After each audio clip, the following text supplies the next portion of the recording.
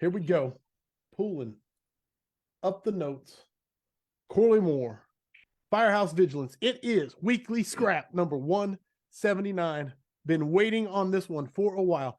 My guest tonight is the elusive Cody Trestrail.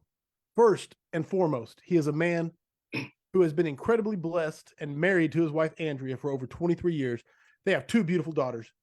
He is a career backstep fireman who has been into the job for going on 28 years, and God willing, has many more to go. Started his fire service career in 1995, Washington State. From there to the FDNY, working on ladder 119 in Brooklyn, then becoming a member of SOC, assigned to Squad 1 in Brooklyn, returned to his home in the Portland, Oregon area, assigned to Engine 31 in the Rockwood neighborhood until his very recent, we'll say, retirement. He is the founder of the training group Brothers in Battle. He's also the founder of Firemanship Conference Portland FC PDX. It is my absolute pleasure to finally say this, man. I am honored to have you as a guest of Weekly Scrap 179. Welcome, Cody Trestrail. Come on, brother. Excited to be here.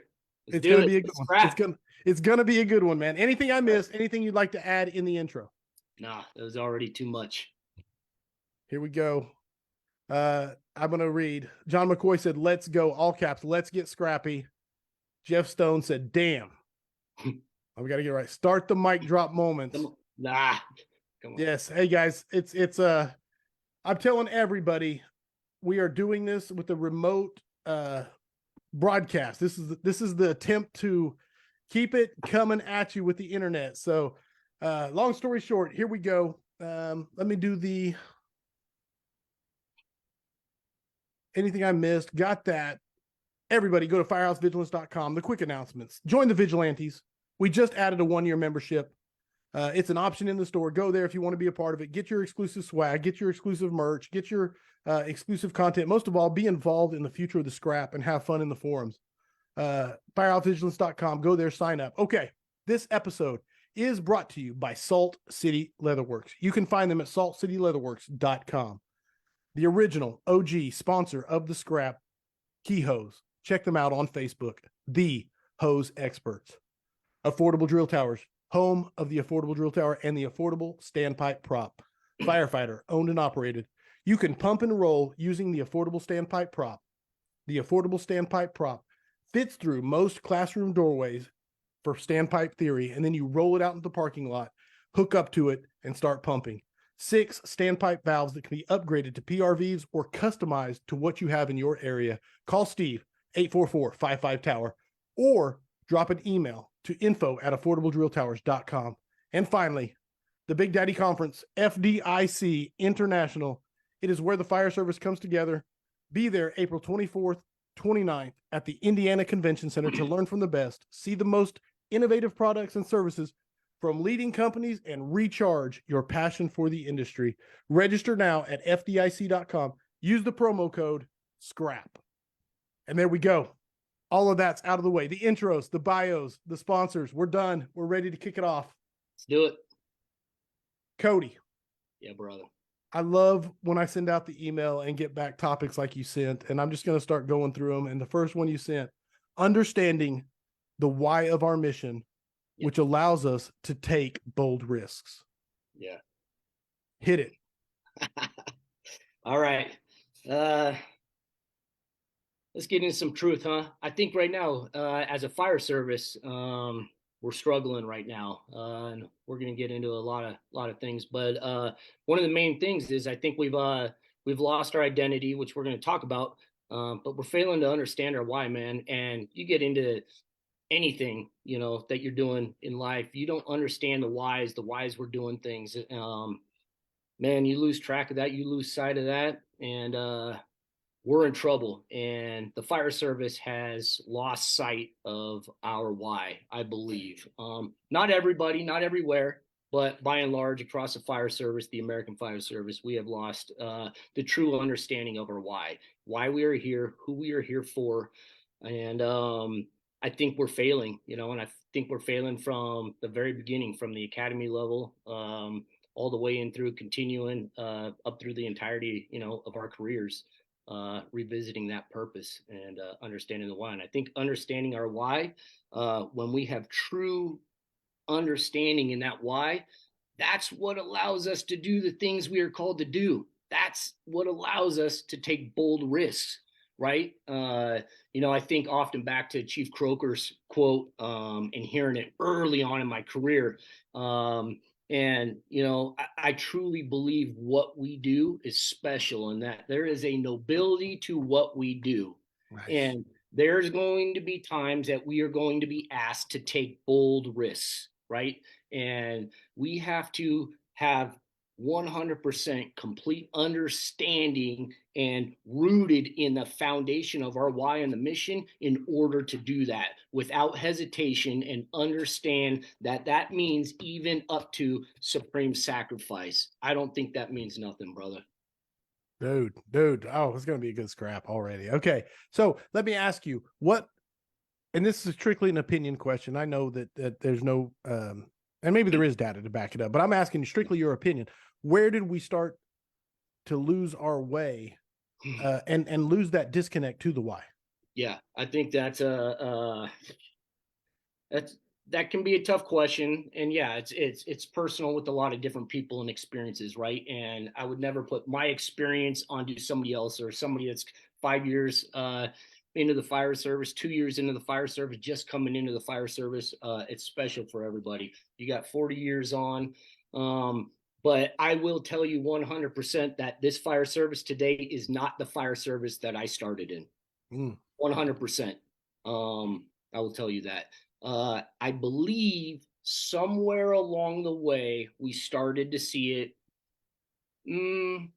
maybe early 2000s, late 90s. There's been talk of things that have attributed to some of this. And I think back early on in my career when I first started, and it was being young and new, but like RIT wasn't really a thing. It was just becoming a thing with RIT teams and RIT training. Right. And back in the mid 90s, all you had information wise coming out to you was, the big magazines, fire engineering, firehouse type stuff. There wasn't a whole lot of information going, being shared out there, not like we have now, and so I think we kind of started to hit, which is going to come into some of this identity talk, is we started moving into this me first era. And that included, the focus on RIT training, which I'm not against RIT, but RIT is what it is. Ultimately, it's a me first movement, and it started dominating training in magazines and tech rescue and all of these things that we started to see across our trade, that was taken away from, the core foundation basics of what our mission is, and getting in and stretching lines quickly and efficiently, flowing water, doing searches, throwing ladders, making grabs, doing those types of things. And we started to get focused. That wasn't cool and sexy anymore, and I think we've heard that a lot from a lot of people. And I think that transition we started to see through the late 90s into the early 2000s. You weren't selling conferences, nobody's doing classes and pulling in numbers, stretching hose lines, and doing searches, at that time. So we started to see that type of movement in things. I think we came into a generation also of this liability and leaders that maybe didn't quite have the military backgrounds that much of the fire service leadership had back in the day, and that commitment to service and sacrifice.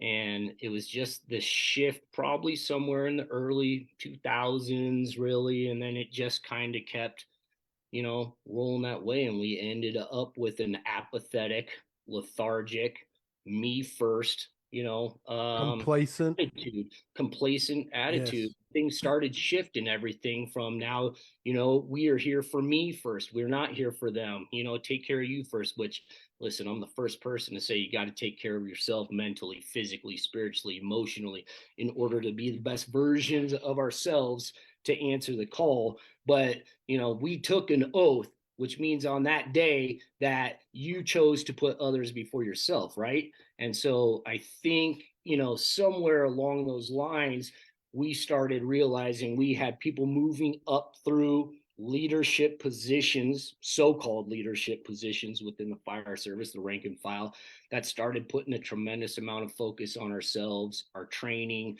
and it affected all parts of our fire service, and from our books to slogans and thing. Everyone goes home, and we started telling ourselves these fucking lies, and like everyone goes home, and we have these campaigns, put on by chiefs and chiefs associations, and even within our IAFF, and some of this stuff is like, it's great and it's admirable, but it's not rooted in truth. I'll fucking tell you that much. And so when we start kind of believing those lies, and all of a sudden that we come first, we start losing our identity, man. And that's where we're at right now. It's just mirror image of society, brother. I believe we are in an identity crisis, man. We don't know who we are and who we're here for. We're extremely selfish, ego and pridefully driven fire service. And I think right now it's taking its toll, and it's bearing its ugly head, right now. And thankfully, because of you and, podcasts like this and what's going on, and the good that we're getting out of social media as well, and everything, the sharing of information and knowledge, and the regional conferences everywhere going on, man. Right. I believe we are taking the fight to them. It's not all doom and gloom, but we got some fucking work to do. That's that, man. I got like notes I'm taking as you talk, which is leading me to want to ask these questions. And I'll lead off with, first of all, I want to make a comment about what you said. Late 90s, early 2000s is when it started, and it's happened, and what rips my heart out is that's on my watch. I hired on in 97. You know what I'm saying? And that, is it, and I have to be introspective and get in the mirror and say, is this my fault? And I think we all do. I really do. Your opinion? It was a slow creep. It was a slow mission creep, maybe not recognizable to everybody, and that's part of the other thing with social media now too. Everything is more recognizable there. We see everything in an instant, so things are a lot more obvious right now to us now, maybe than ever before. Which leads me to my next point I want to ask is, in your opinion, the beating the drum, so many like you, and I don't even want to try and name names. I want to read comments that are coming at you real quick while I swing to this. I've already lost comments, but Sean Duffy said, when we stopped promoting firemen to be our leaders, we started a huge problem in our fire service.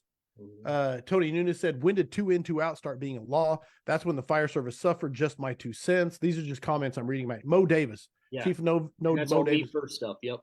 They never made any better than this right here. He's talking about you. Dina Ali said, apathetic, lazy, me first, in quotation marks, quoting your quote, man. So this is the kind of people chiming in and making comments on what you're talking about. So when I said that, your opinion, you and your message, and Brothers in Battle and firemanship, and we're going to get to that in a little bit, but your opinion, is the pendulum swinging? Have we slowed it? Is it still swinging in the wrong direction? Which way is it going? Where are we at, in your opinion? Well, we're definitely a place where we need to keep our foot on the gas. That's for sure.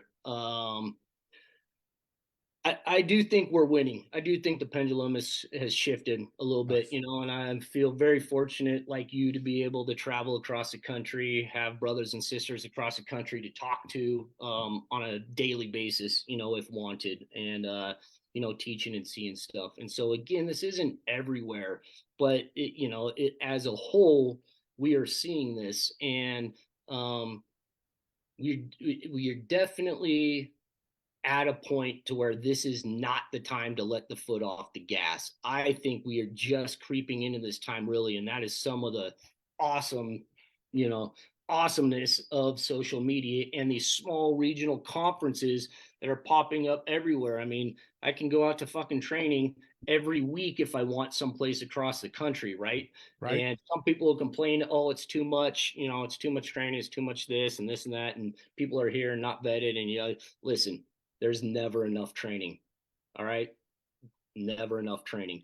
And I think this message, by and large, is getting spread, and it is becoming harder and harder for the cowards to hide. And at some point, we will be pushing them out.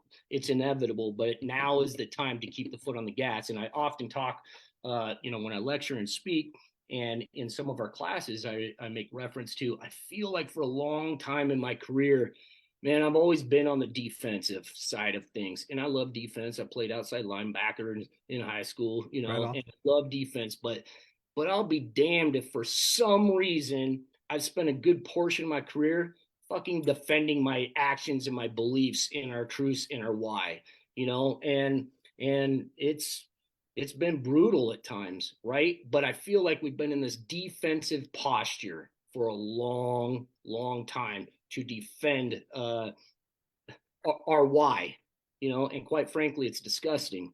And now we see ourselves in this position here, and I think it's time to reverse gears, which is why I frame some of our classes and the lecture that I do in some of those lectures. It's like if you got to go to court, right? And that's what it originally stemmed from, was I got to defend myself in the court of law. Why are we doing the things we're doing? Why do I believe the things we're doing? Why are we doing the things that we're doing? And why aren't we doing the things that we're supposed to be doing?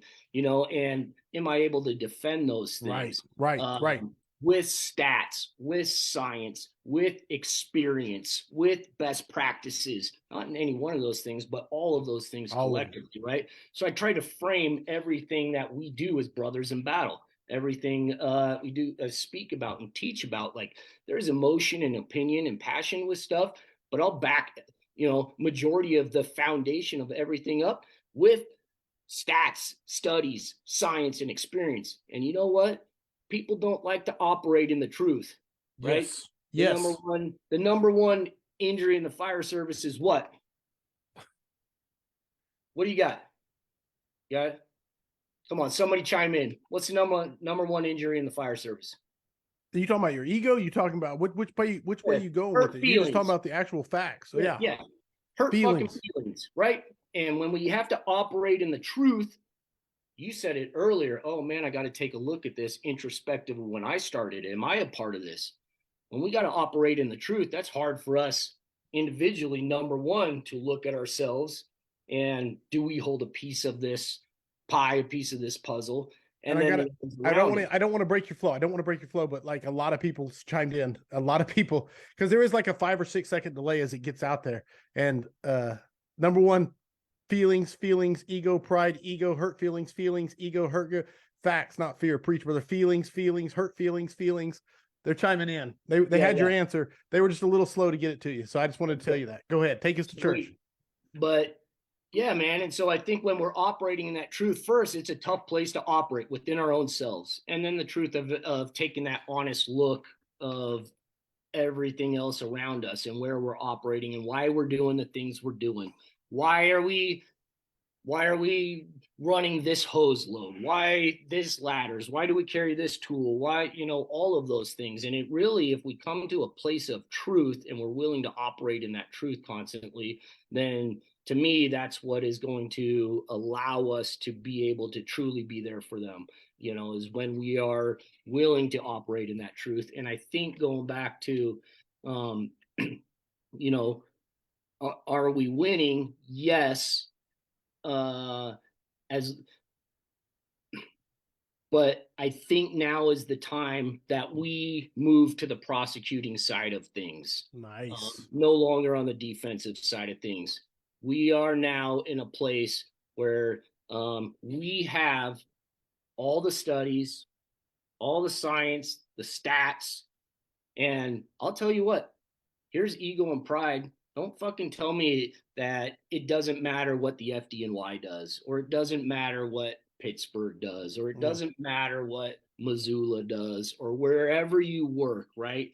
I mean, that's all ego and pride saying, hey, we're not them. We don't do it that way. We can't do this, right? Now, we can't do it all exactly like them, and we shouldn't.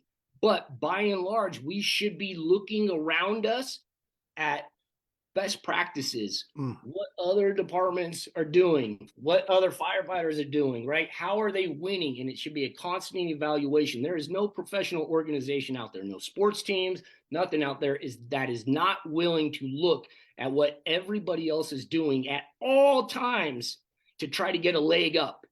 But yet we have so much ego and pride that says, oh, I've been doing it this way for 30 years. Oh, we've been doing it this way for 50 years. We've been doing this way for 80 years. Oh, we're not them. Oh, we're not them. Get the fuck out of here. We're not them. Right? There's Brother, so I much don't know. ego and pride in that. Like, if we're not willing to look at what each other are doing, you have to factor in best practices and experience. There is something to be said for experience on this job when lives matter.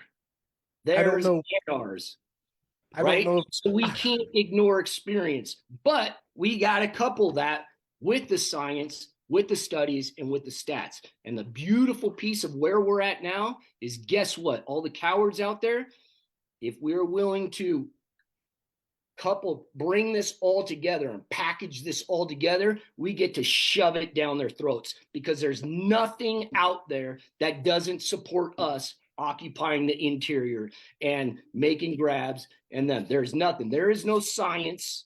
There are no stats. There's no experience. And there actually is no law. We can get into that 2 in and 2 out. And these things that were created for me first, there's actually nothing written in 2 in and 2 out that keeps us out of the fucking building. It's cowards that fall back on that liability that do that. But there's nothing in there. There's a golden ticket in there that says reasonable, okay, belief, reasonable belief.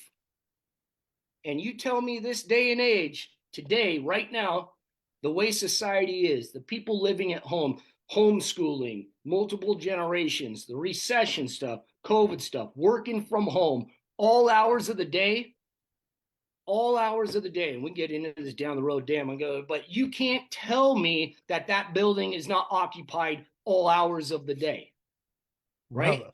And so when you couple all of this together, I don't believe in my heart of hearts that we can go to court, in the court of law, that I can lose that case. My man. I don't know. No, brother, you are. I need a sip of beer. Yes, obviously. I don't know if you can keep up Yeah. the amount of intensity you just brought in the first, I don't know, 16 or so minutes since I asked the opening question. Holy smokes, my man. Gloves off. We are going to church. I'm glad this scrap is on a Sunday, because we are absolutely going to church. Are you ready for I wish I could keep up with the shit. You have to go back later and read the comments coming by, because I can't even keep up with them right now. Reverend Cody Trestrail, knuckle up, mind blown. Been doing it for 50 years. Get the fuck out of here with that. That's a quote. That's Chris Dye quoting you. Absolutely.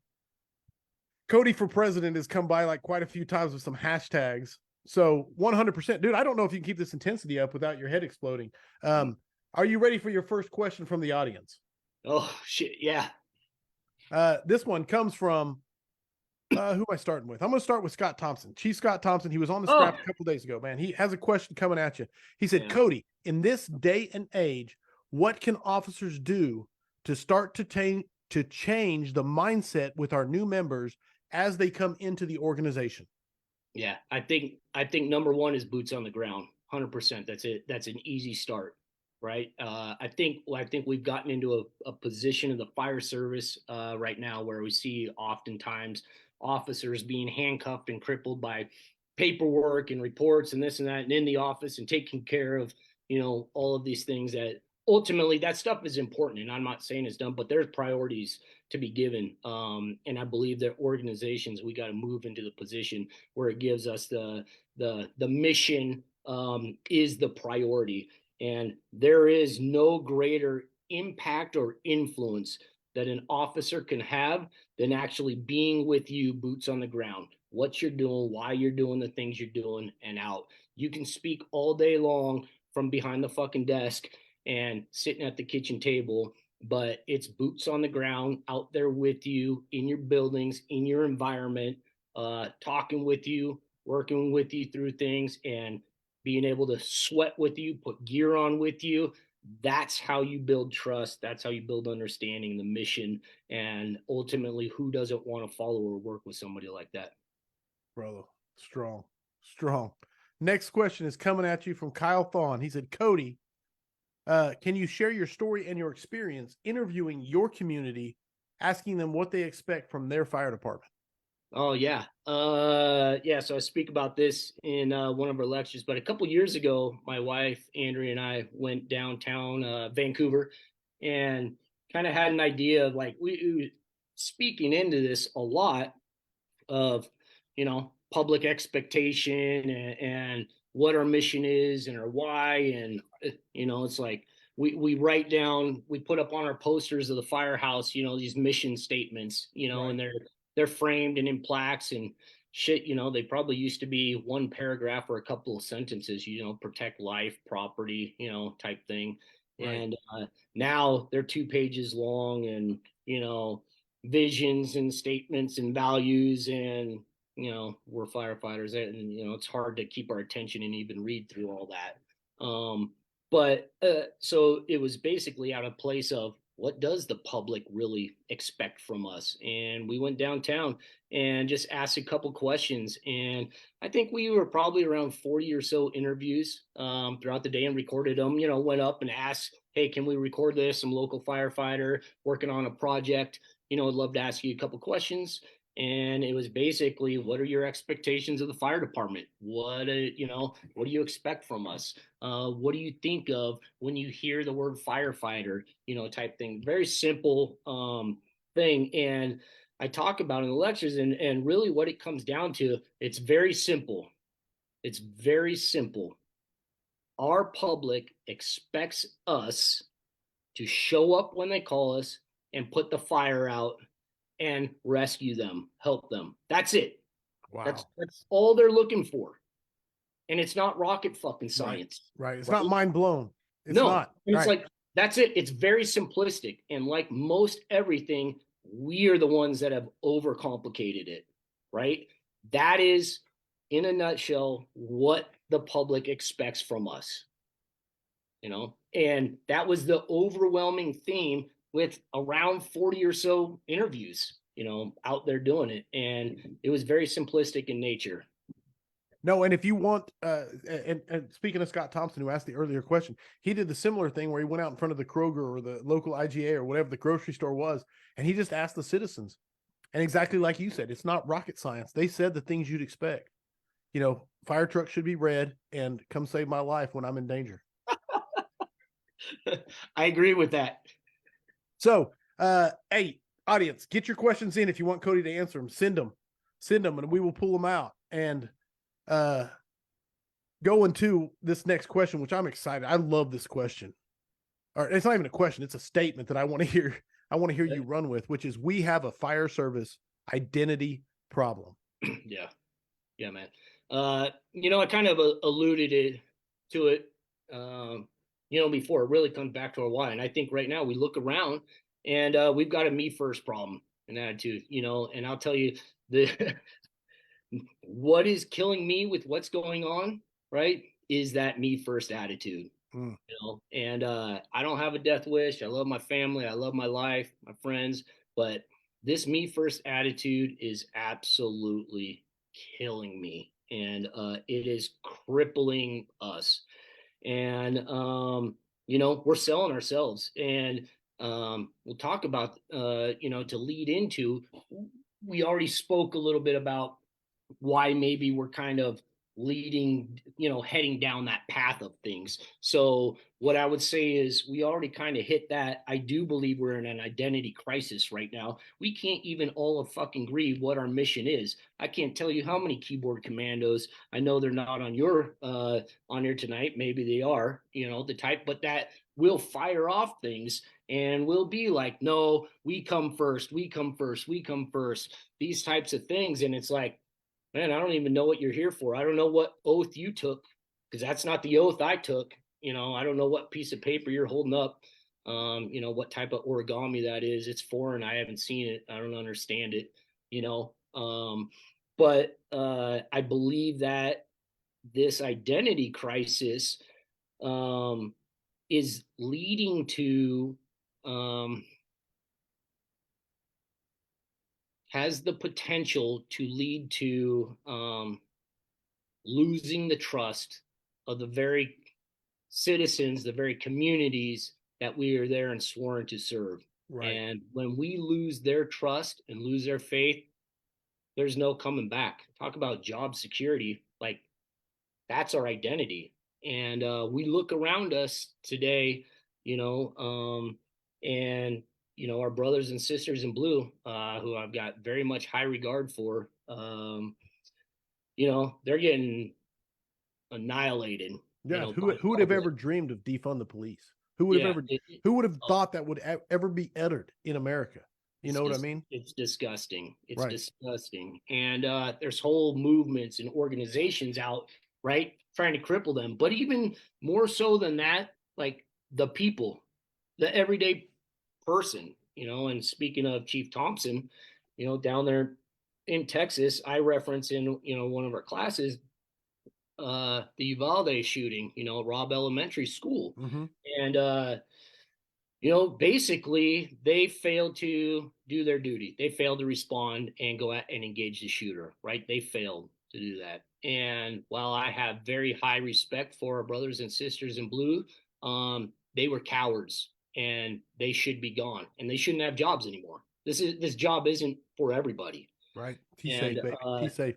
there's a public expectation that it is, when they call, it is about them. It's Yes. not about you.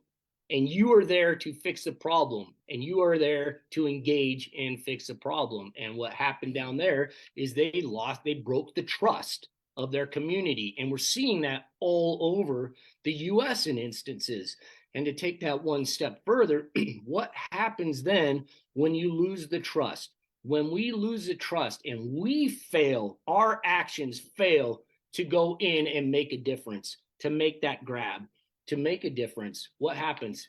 Well, it's already happened. It's playing out with our brothers and sisters in blue. The public will take it into their own hands. Everybody has phones nowadays, right? My girls are older, but they're in school. Nowadays, you get a call from your kid, you got somebody shooting up the school. What are you doing, Corley? You're rolling to the fucking school. Oh, yeah. I'm ready to take visit. And when you don't trust that PD is doing what they're doing, what are you going to do? You're going to take it into your own hands. I'm in Oklahoma, man. There's a gun safe, and there's a long gun, and there's quite a few handguns. And so, yeah, I mean, I'm armed. I'm ready to go. And you know what? Ultimately, that's not the answer. That's adding to the problem and the complexity of the situation. We know that. But you know what? They've lost the trust. Right.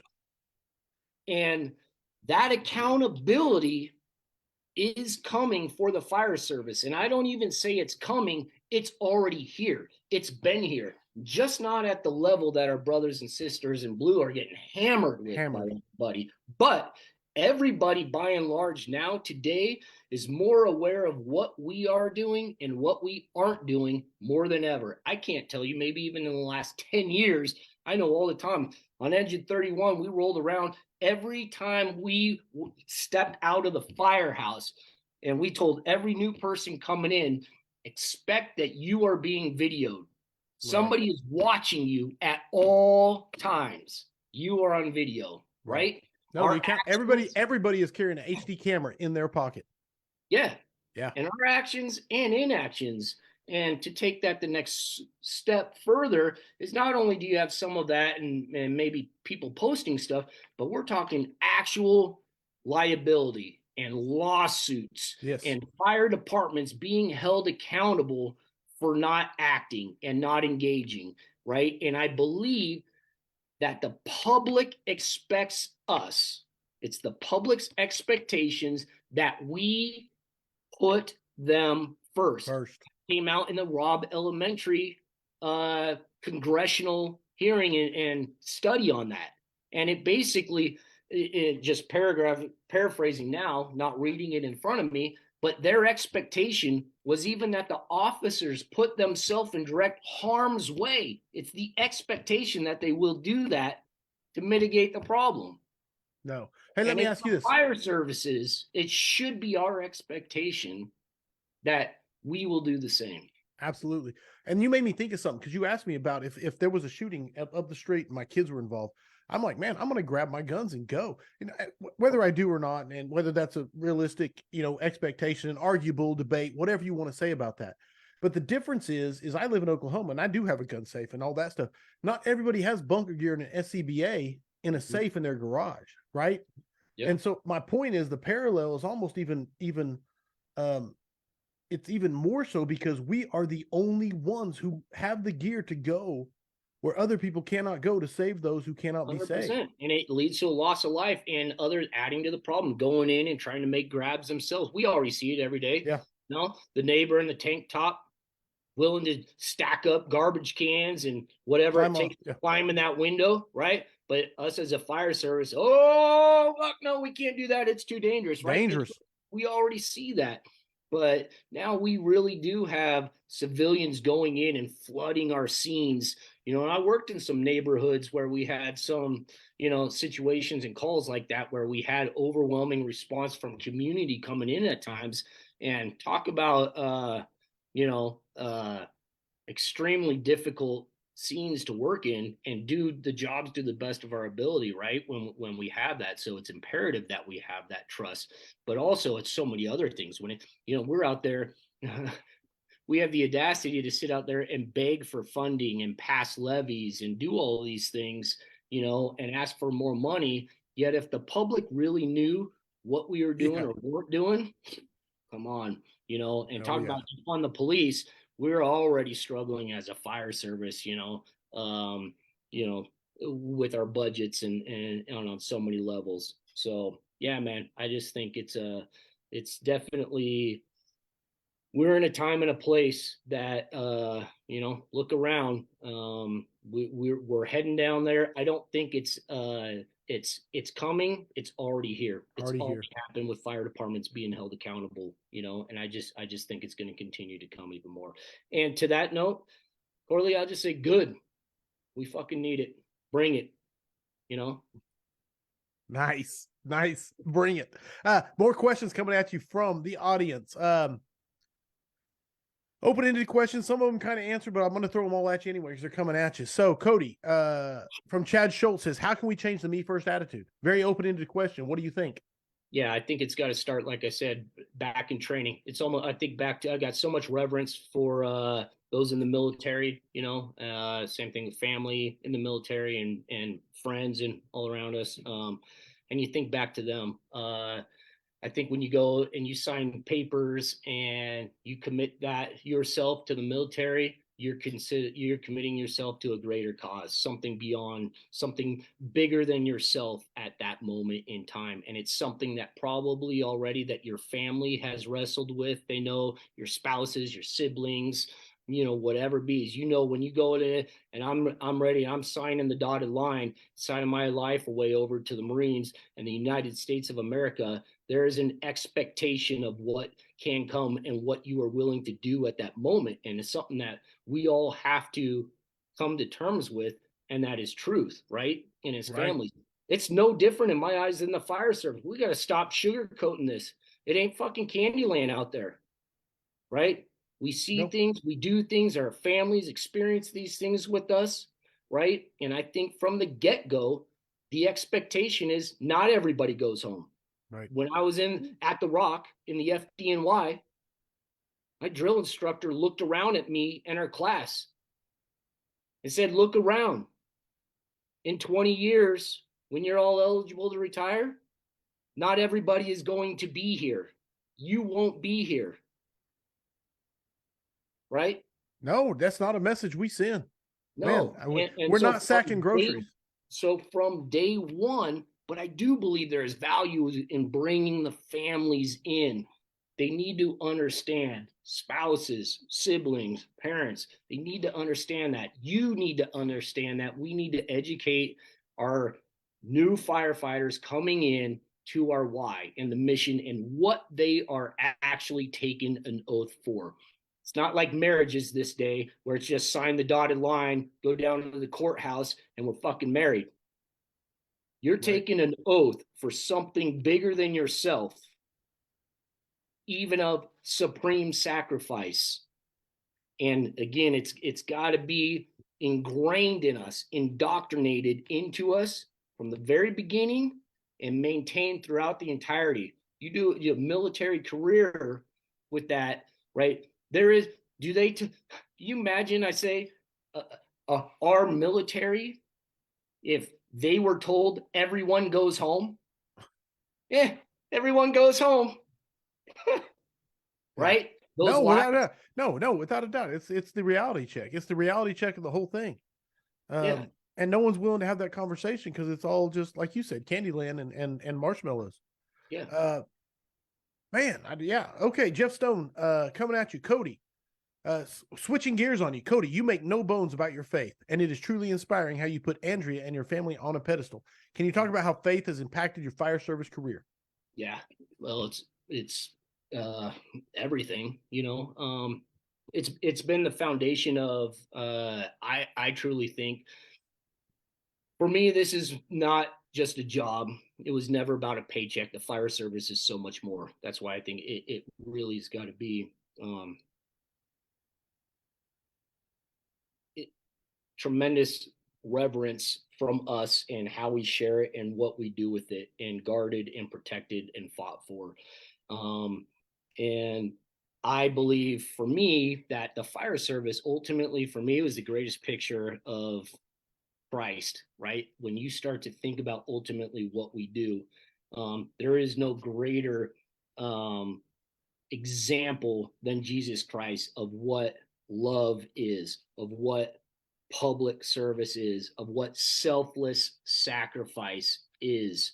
And that spirit has always embodied me, or I've always tried to embody it, I guess. It doesn't mean going back that I've always had a close relationship, you know, with God.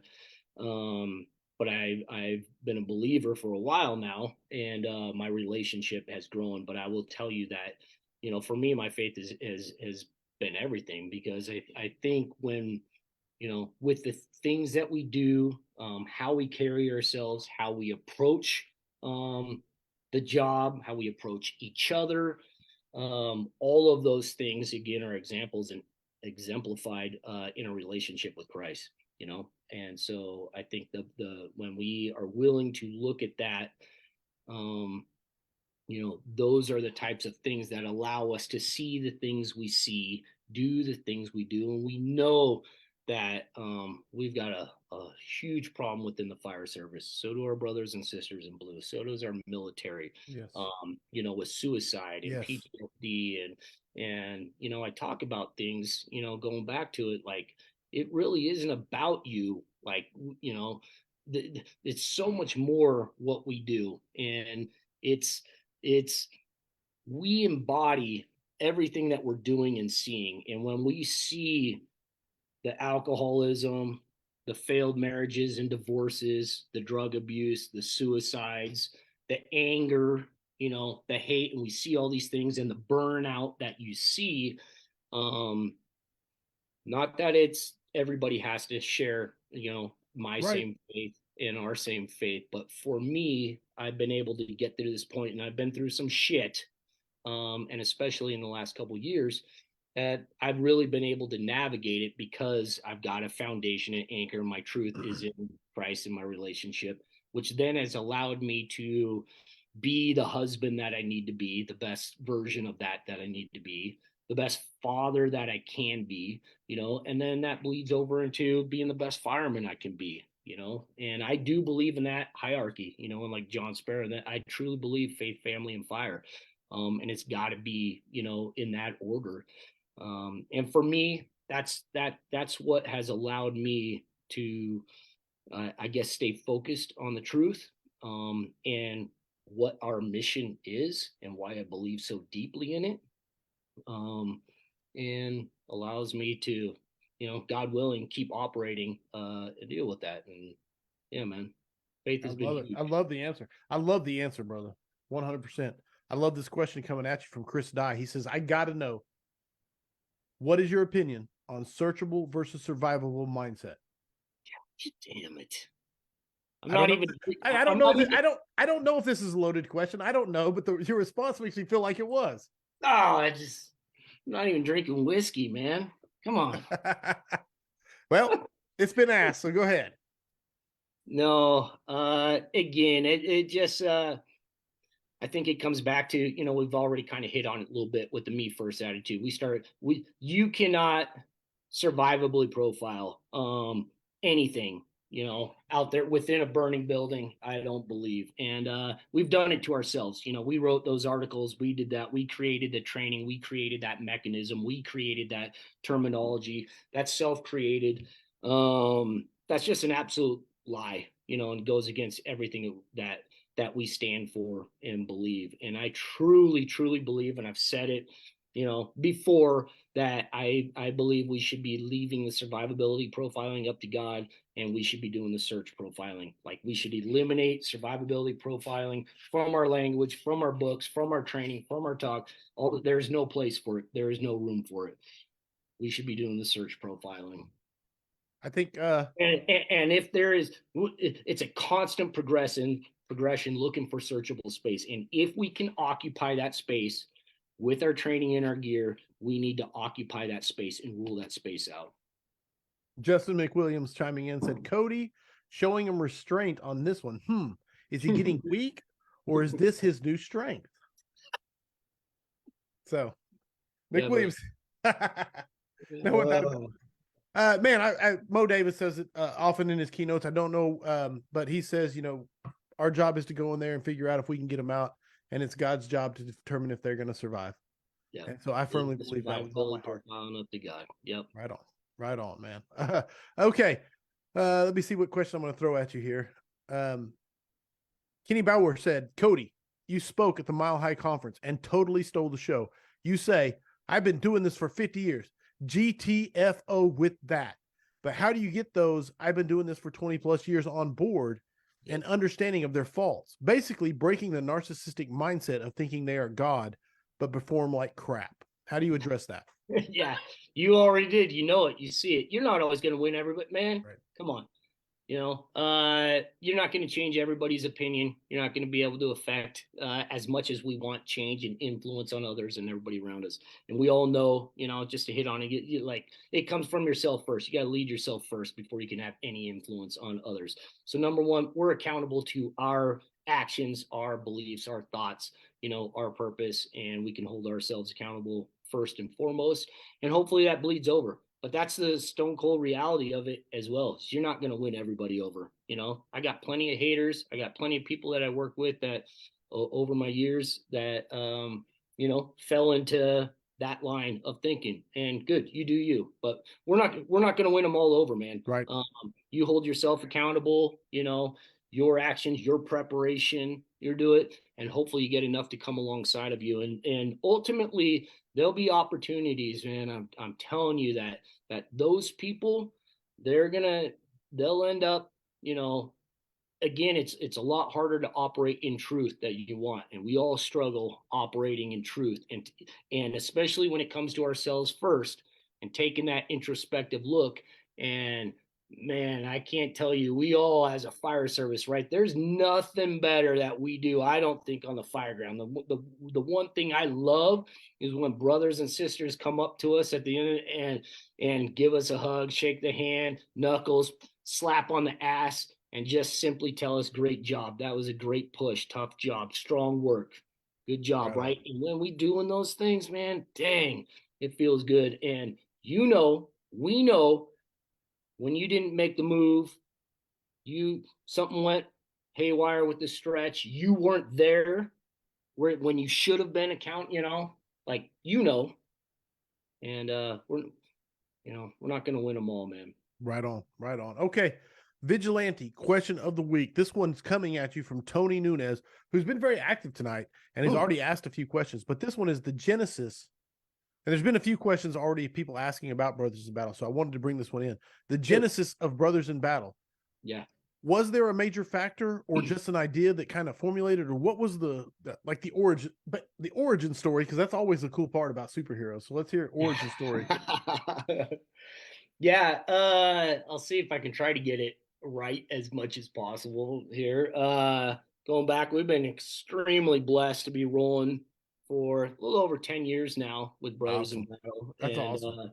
man, it's been an incredible ride. And I'll tell you that what Brothers in Battle is now is not what I saw or had envisioned 10 plus years ago. I'll tell you that much. But it really started in a place, again, I left FDNY, got hired with Portland, was in Portland a little bit, and just doing what we do, and trying to get people engaged in training and doing drills and things like that. And I was trying to do things within Portland, moving around, um, and get people fired up to do training and stuff. And that bled over to started getting phone calls to go to different places, and buddies. And I had a captain that I worked for whose son worked in another department down south of us. And it's like, hey, can you come in and do this, or come in for a drill night, or come show us this or do this. And we were kind of doing that. And then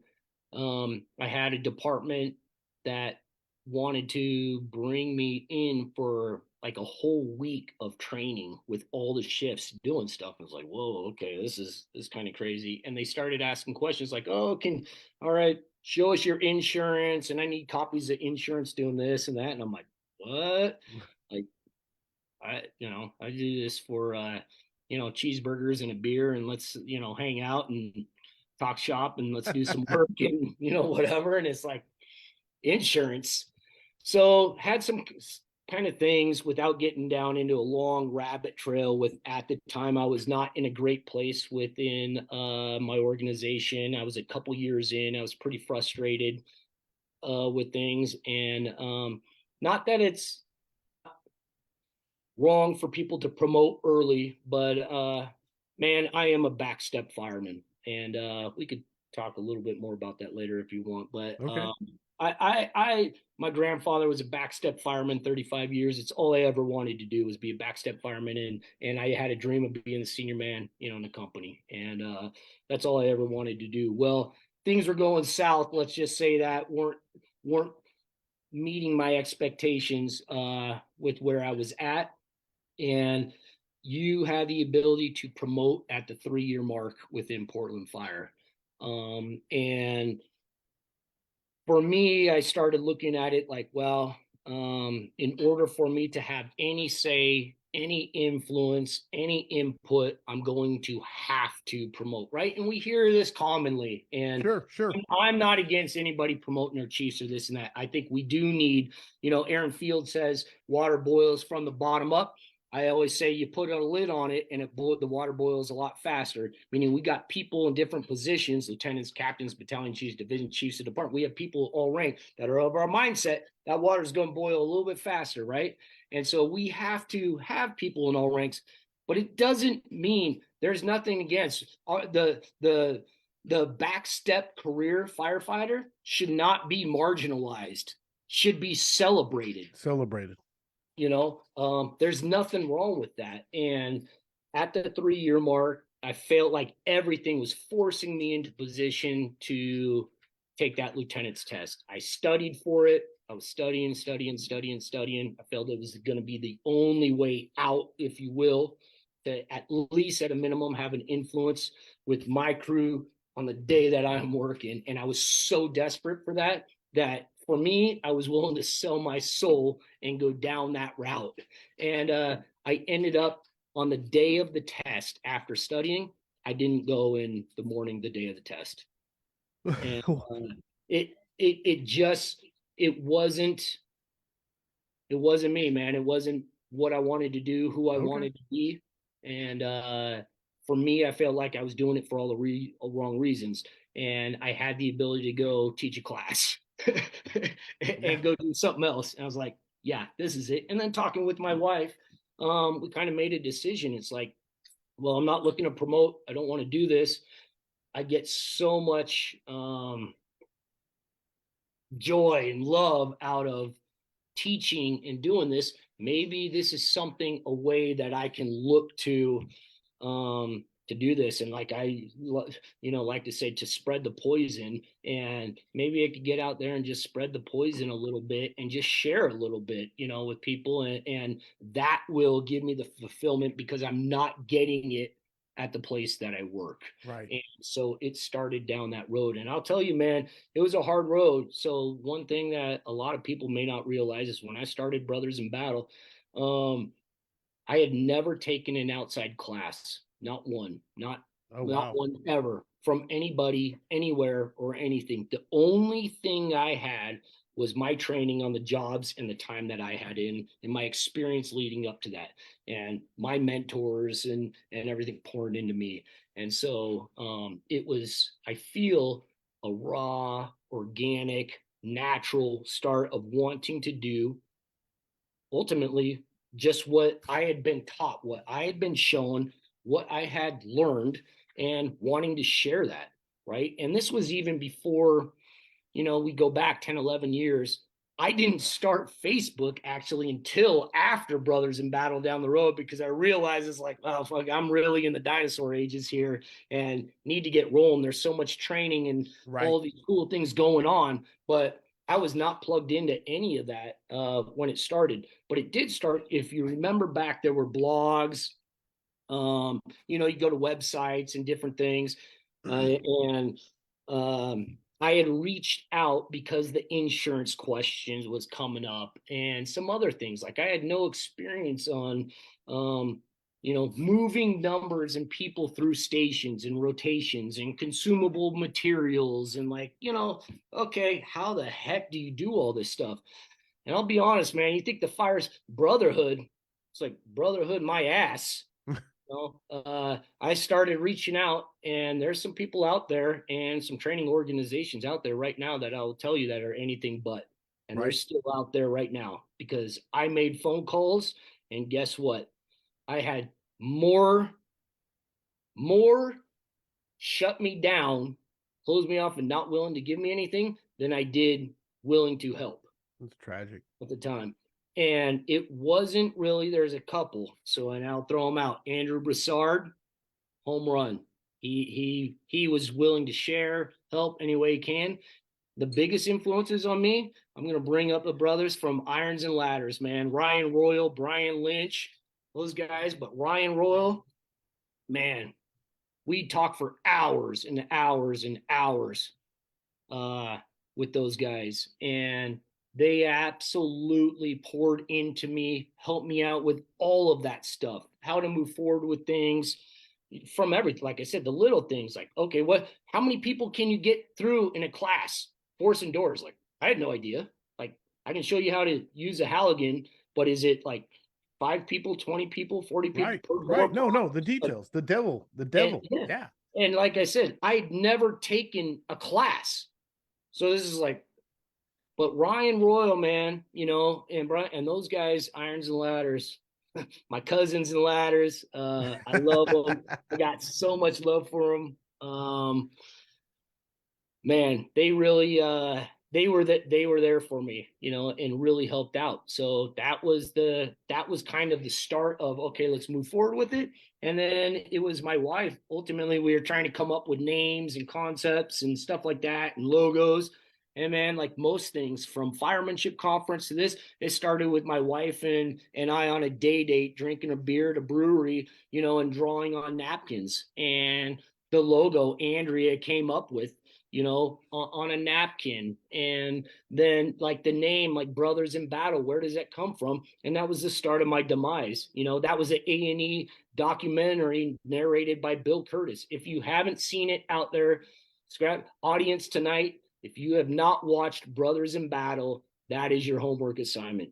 Go watch Brothers in Battle. I watched that. My training captain in 1995 brought the VHS tape into the firehouse and played Brothers in Battle for me. And I watched that, and in a minute and a half, at that point in time, I knew that I wanted to be a New York City fireman. Boom. Everything I did from that minute and a half forward was focused on that dream of becoming a New York City fireman because of Brothers in Battle.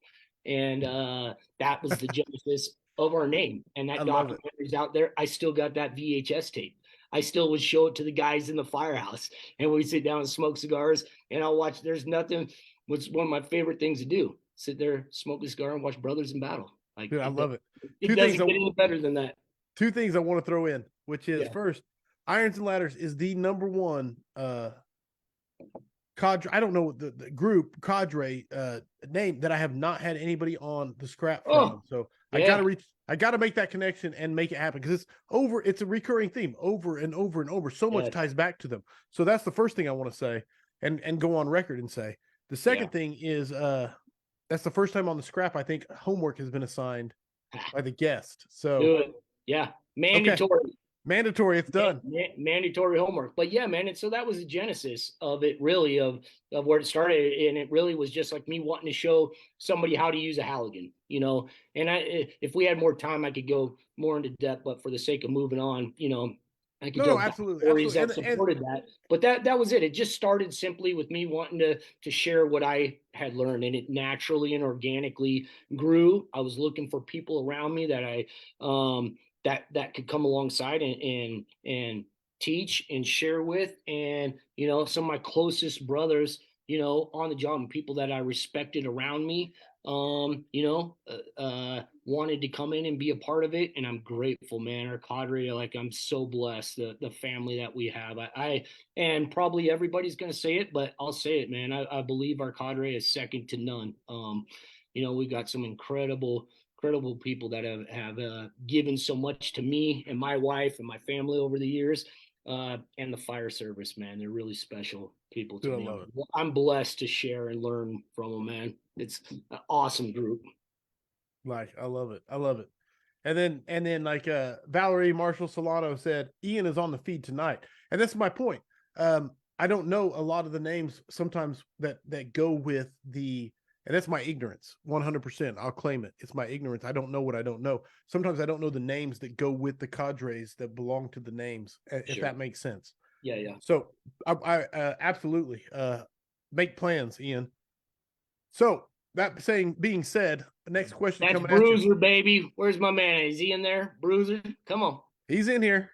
He said, "What up?" He said, "We've had some karaoke nights." He said he's quiet. He said, "I'm quiet." No, we've had some karaoke nights, man. Some good times in classes, and I'll tell you what. Again, to me, Irons and Ladders, their whole group, that whole cadre, man, they're the cream of the crop for sure. And Brothers in Battle would not be where we are at if it wasn't for Irons and Ladders. 100%. No, you're not the first people who have said that, you know, along that vein. Now I want to ask, because you brought it up, karaoke. What's the go-to karaoke song? Oh, shoot. Karaoke song. What is brain farting right now? Not enough booze, not enough beers. Not enough beers yet. I would say, and one of my favorite ones was what is it? The name of the song from Dirty Dancing, "Time of Your Life." Oh, seriously, yeah. Nobody says "Baby in the Corner." Yeah. Oh, I love it. Okay, it's raining. Joe Yeller said it's raining man. The time of that one. Like it. Perfect. Yeah. Perfect. Okay, where am I at? Jasper Miller, this comes from earlier in the as we talked, but how do we get back to a mechanical mindset and not relying on technology? What do you think of that question, and what is your answer? Oh, man, and how do we not? I don't know, man. Society, we're moving so far forward with things. It's hard.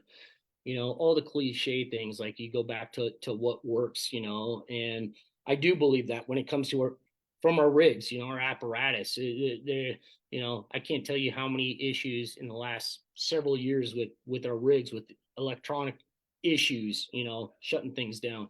But to just bring it back to, you know, forcible entry, you know, the tried and true Halligan, you know, has worked for how long again, and we've got to be willing to continue to look at experiences and best practices. And I'm not against moving forward.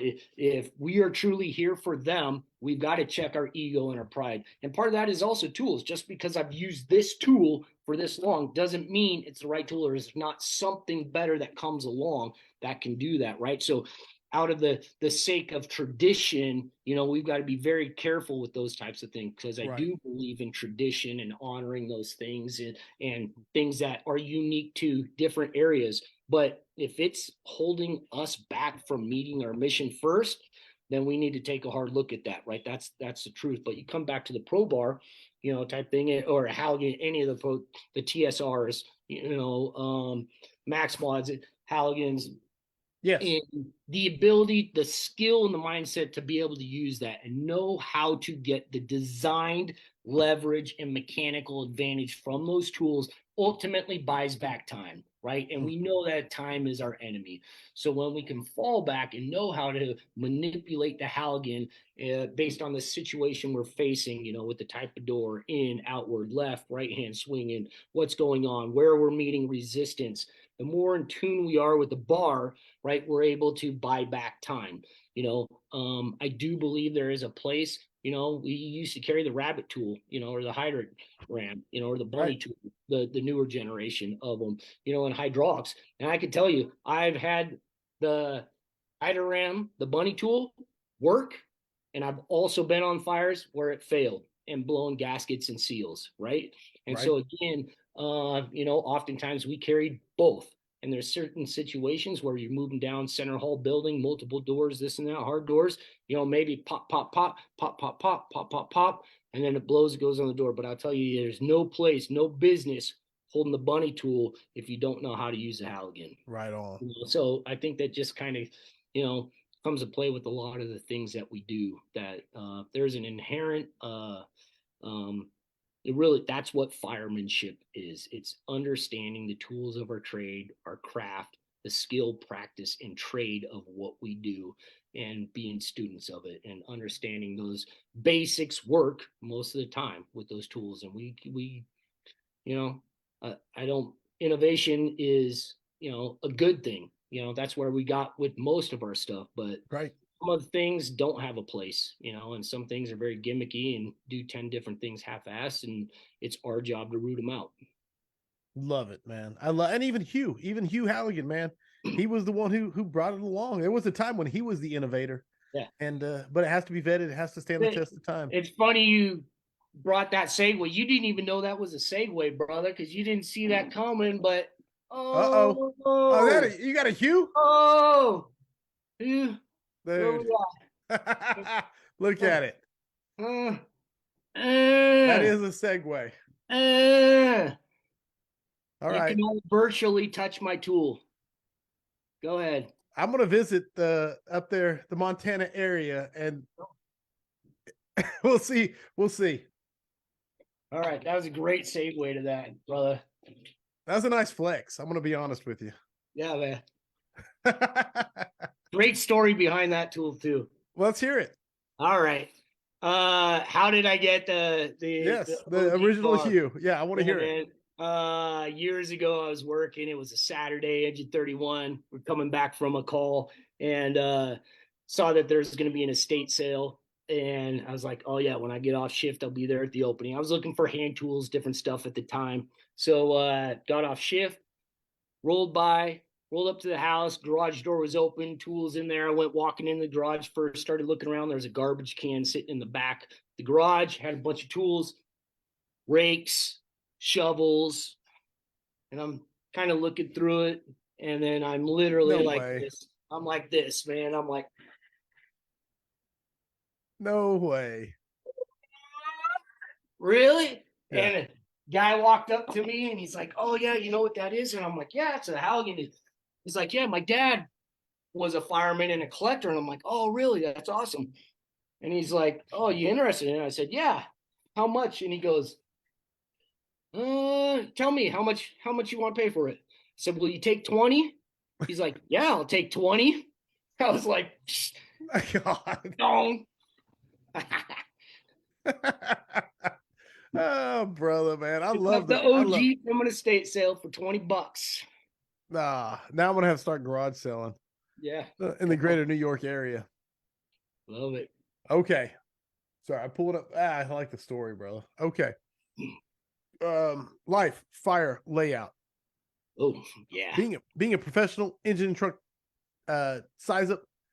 Talk to me about it. Let's Yeah. deep dive.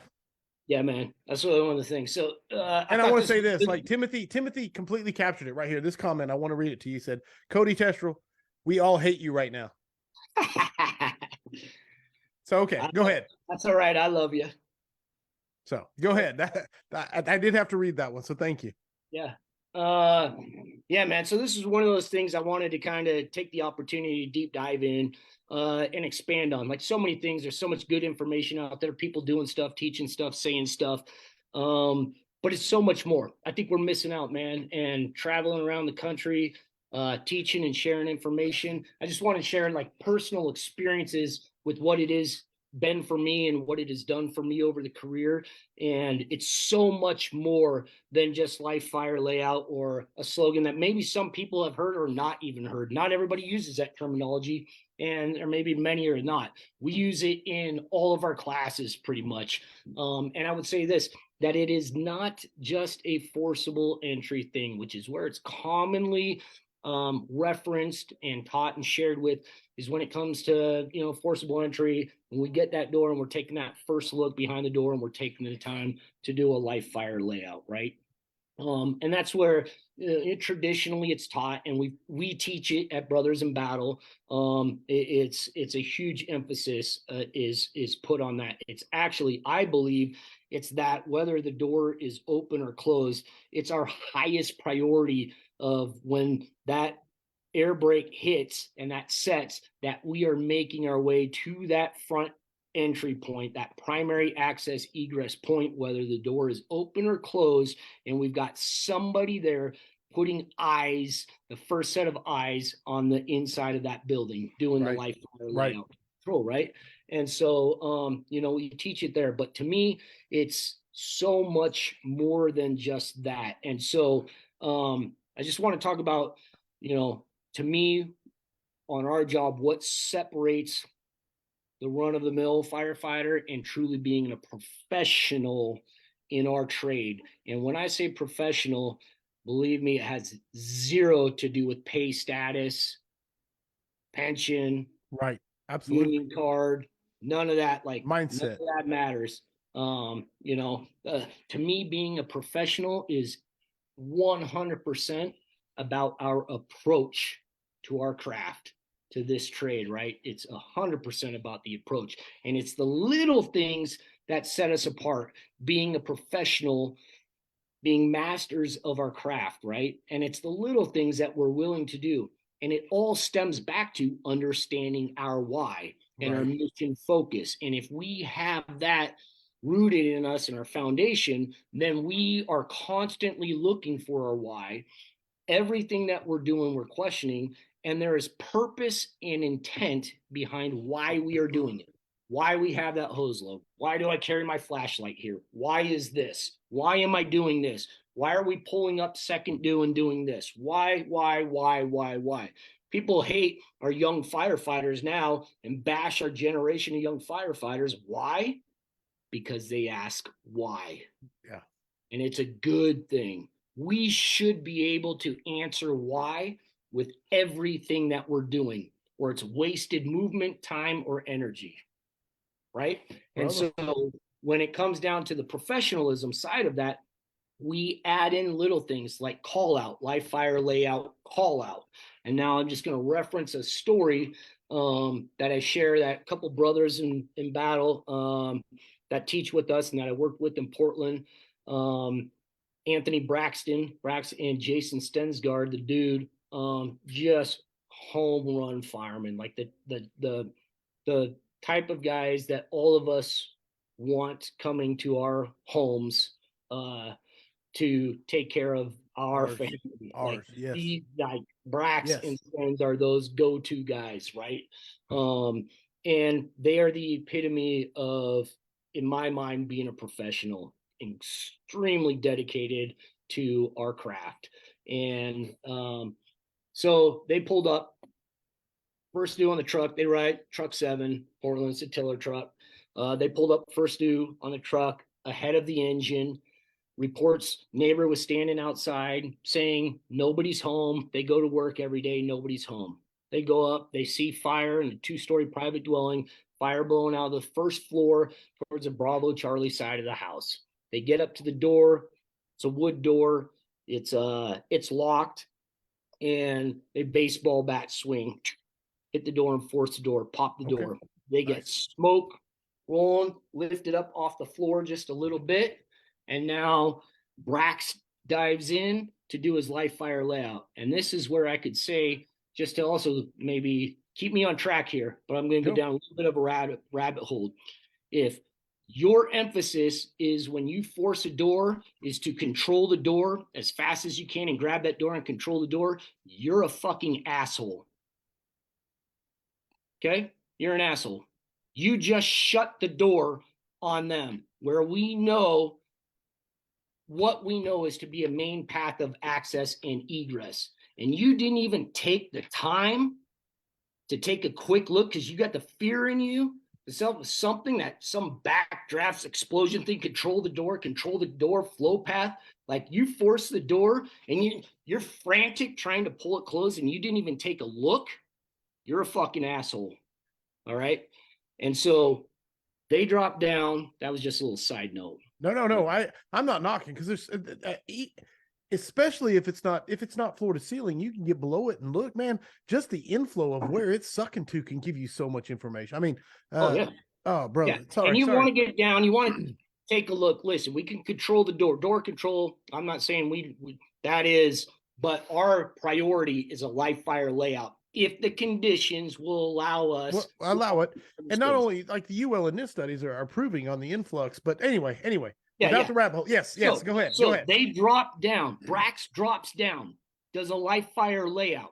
To me, that also enabled him to now, when he swept behind the door, there was a set of stairs leading up. So you open the door, primary door, and how many buildings, how many places in where we all work, when you open up that primary door, it covers up a hallway, covers up stairs to the second floor, something. And we all know in zero visibility and anger mode, when our adrenaline is up, heart rate up, we don't check for that. Man, we move right in, we start working, we're wasting time looking for the stairs, looking for the hallway type stuff. So he does that layout look, he does a sweep, he feels a set of stairs right there, right? And now this is being the professional, okay, right there. He feels the stairs, live fire layout, he's looking around, feels the stairs, and he takes the time to call out. Fire department, anybody in here, call out. Whatever terminology you want to use, vernacular. But it's not some cheesy thing that we do in training and in the academy is to call out, okay? There is a reason why we do it. Why do we do it? Because we're trying to invoke a response. Right? And so he feels a set of stairs, number one. And again, we've got reports that nobody is home. He feels a set of stairs. He calls out. Also being a professional is not just calling out because somebody in training told you to call out. Why are you calling out? Because I'm trying to invoke a response, which means now being a professional is that I need to actually take a second and listen. I need to pause. So when am I doing that call out? And am I actually pausing so I can take a second and listen for that response? He pauses, he listens, and he hears a faint moan crying out at the top of the stairs. It's not always going to be somebody yelling at you, right? You're listening for a cough, a moan, a cry, faint words, right? And he hears somebody at the top of the stairs respond. He calls out back to Jason behind him. Victim. I got stairs behind the door. It's at the top of the stairs. He makes a move. Top of the stairs, grabs her, pulls her out. When he pulled her out, she was unconscious and unresponsive in that short amount of time. She went from moaning to unconscious, unresponsive in that amount of time, right? And so He pulled her out. She's alive to this day. Nice. Because he was a professional. He took the time to do that, to invoke a response and listen. It was her last conscious breath and effort, and he caught that. Reports everyone's out. Fire visible on the first floor, back inside truck team. Where is their first move? To be going back to locate the fire, isolate the fire, move that to identify that area ahead of the engine. They would have, every other day, normal operating procedure would have you move in that direction. And you would not have caught that person if you weren't the consummate professional. So live fire layout, to me, I'm incredibly passionate about, because it saves lives and can make a difference. 100%. So that's being a professional with it. Now take it beyond just forcible entry. I use it, and I've used it over my career on the engine, whether I'm on the engine or on the truck and in our searches. So let me just expand on that. We can talk. No, I like it. I like it because I've always thought of it as a forcible entry thing. And so yeah. I love this. Go ahead. Size up. Like, what do we teach size up, right? With everybody, all of our firefighters pulling up, and especially when we're talking about newer firefighters, young firefighters coming in the job, processing all the, we can have acronyms, bullet points, 10 different things. Cole's wealth. Cole's wealth, yeah. Starts here, the weather, driving into the firehouse. Peter likes wiener. All sorts of them. You can have all that shit, right? But ultimately, to me, what has been the easiest is keep it simple, stupid, and things that we can carry over from multiple things. I use it for this, I use it for this, I use it for this, and I use it for this, right? And live fire layout for me is just that. I pull up on an engine. When I was working engine 31, I pull up and I'm looking, where am I stretching? Where are we stretching the line? I'm sizing up the building. The first thing I'm doing is pausing and taking a look at the building. I'm looking for life. Where is life? Where is access to life? Egress to life, right? Where is the fire or the smoke? Where is it? Where is it going? And layout. What is the layout of the building? Is there a basement, 1-story, 2-story, live fire layout? So when you build that into your training repertoire and you're using it for everything, it's natural to step off, pause, live fire layout. Where am I stretching the first line? The first line, contrary to popular belief, is not for extinguishment. Engines, it is to facilitate life. It is for life, to place between life and the most severely exposed part of the fire, right? Life. It is there for life, not extinguishment. Oftentimes we can have a byproduct of extinguishment, but I don't want to go down this rabbit hole, but just because the fire goes out doesn't fucking make everything better. Okay? We can expand on that another time. There's so much more to it than that. So much more to what we do than that. But it's life. So when I stretch, we're stretching and we're trying to figure out, as a young firefighter, new firefighter, or a young officer, where am I stretching the first hose line? Life, right? Fire. Between life and fire layout will facilitate that. Right? So that's my engine side. On my truck, I pull up and I arrive on the truck. We're sizing it up. It's the same thing. I step, I pause, I take a breath. Where are we going? Life, fire, layout. Where am I making my move? Right? So I use that same size up process. Life, fire, layout builds into all of that, right? And then carrying it over to now, we're occupying the interior of the building.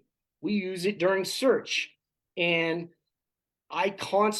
we teach when we teach search and we're moving through doorways, entryways, that I will constantly use live fire layout.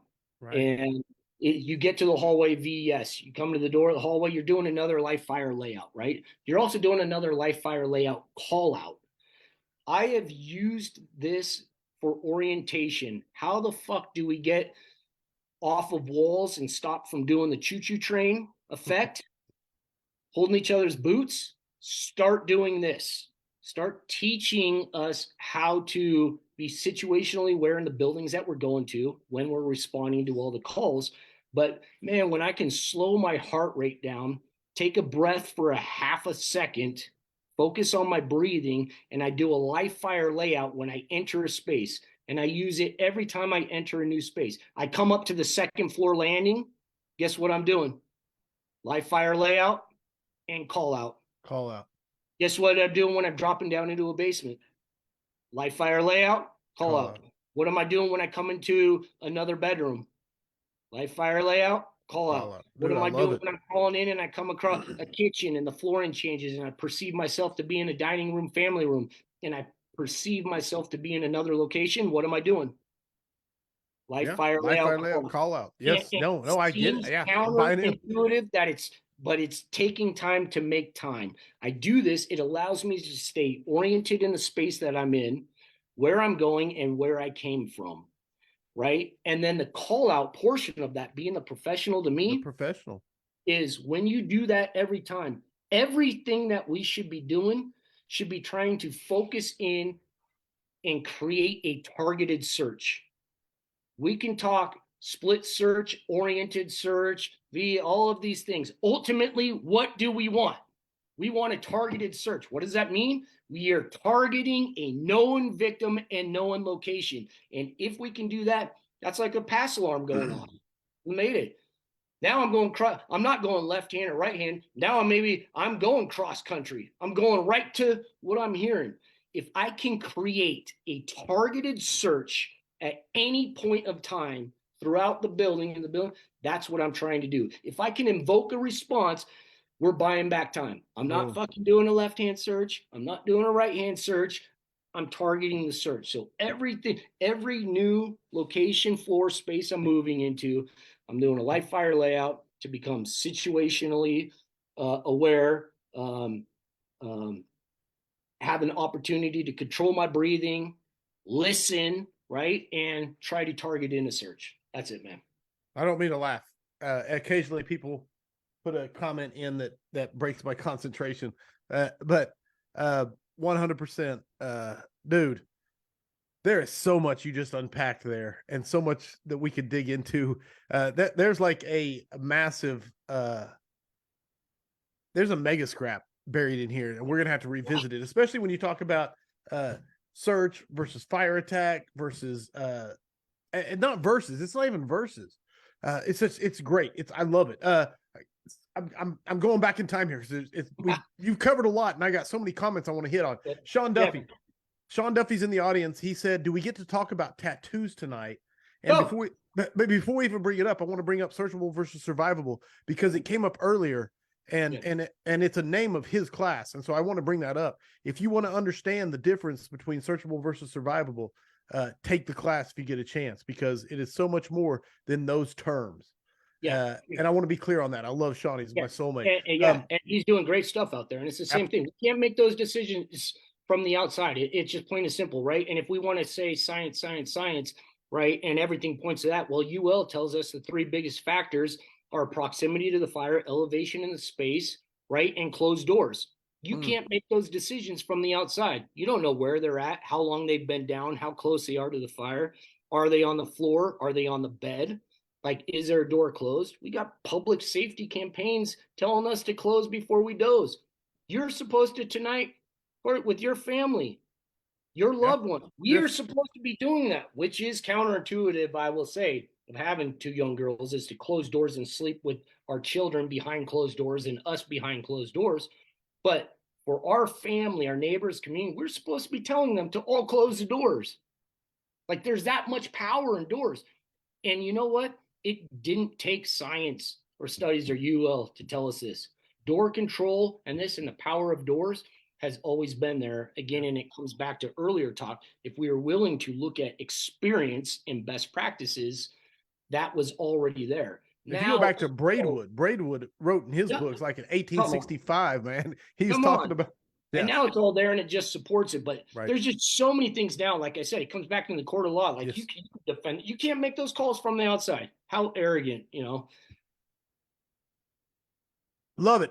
Noah Jenkins said, should a chief and an SUV do a live fire layout sweep if they arrive first? 100%. I believe you in the private dwelling setting that we know main path of egress stat, we need to at least put that first set of eyes on that main path of egress as fast as possible. And remember, probably the overwhelming majority of my time has been the door has been opened at that time. It doesn't always mean it's closed and it's a forcible entry situation. No, you're right. Yeah. And Full path especially and door control has always been there, but we need to put the eyes on there. Did somebody go back in, collapse, try to put the fire out, do this? I got the first look before the smoke drops, and now I get that look and I close it up.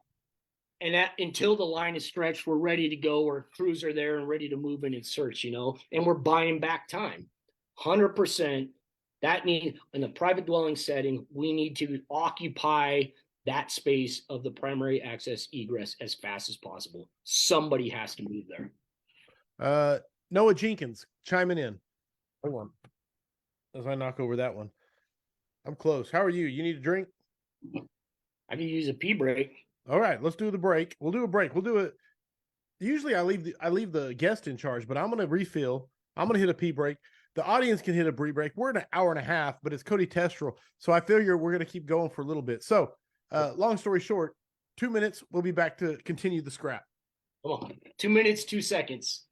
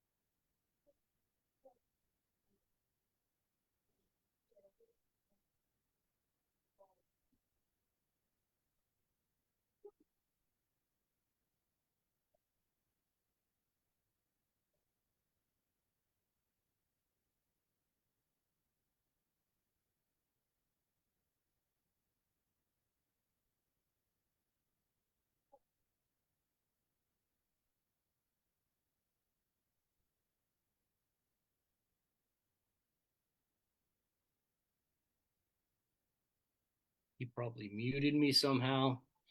The out there audience. I don't know how this works.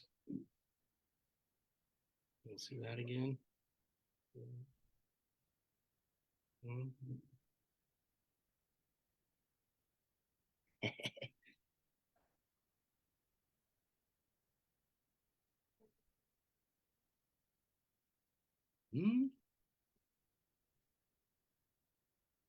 Not my fault. Cody has a younger bladder than me. Yeah. I see it. Oh, I see your tool. Oh yeah. No.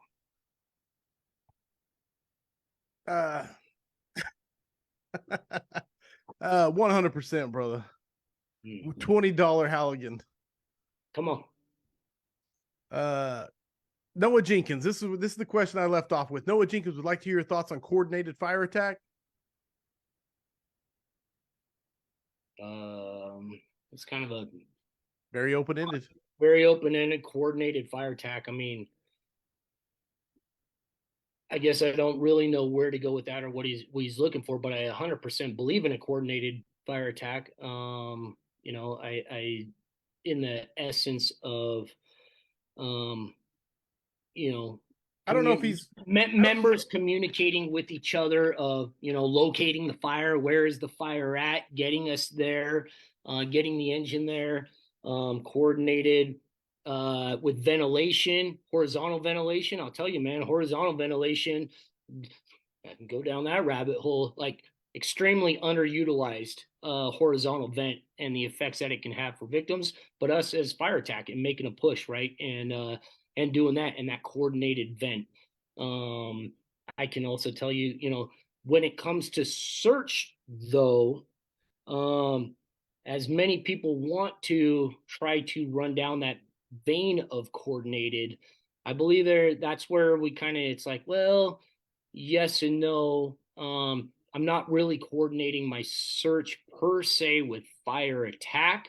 I think it's important for fire attack to understand where I'm searching and why. And that comes down to training and kind of expectation and where we're at in the space when it comes down to space. But I don't think that as far as coordination of I'm waiting to do this to do this. If you're waiting to search until fire is knocked down or we got a line in place, you're fucking doing it wrong.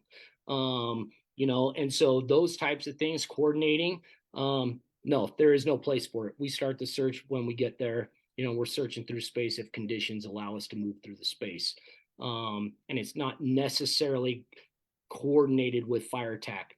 In the same hand, there is a level of coordination, and that's just firemanship in our craft is occupying in spaces where we know like that's truly when we're coming into it. I know where the engine is this, so it's allowing me to make this move. I'm going to the floor above. I checked in with if there is a crew before and letting them know, hey, I'm making a move on the floor above, putting myself out there a little bit. But that should be the expectation, I believe, more so set up ahead of time in training and occupancy guidelines and tool assignments and writing assignments. Like I should know that I got crews searching around me and above me and in these spaces while I'm doing this. But is it always good to give a little reminder that, hey, I'm here doing this? And it's, yes. So I don't really know where to take that question, but No, I think you took it in a very good direction and answered a lot.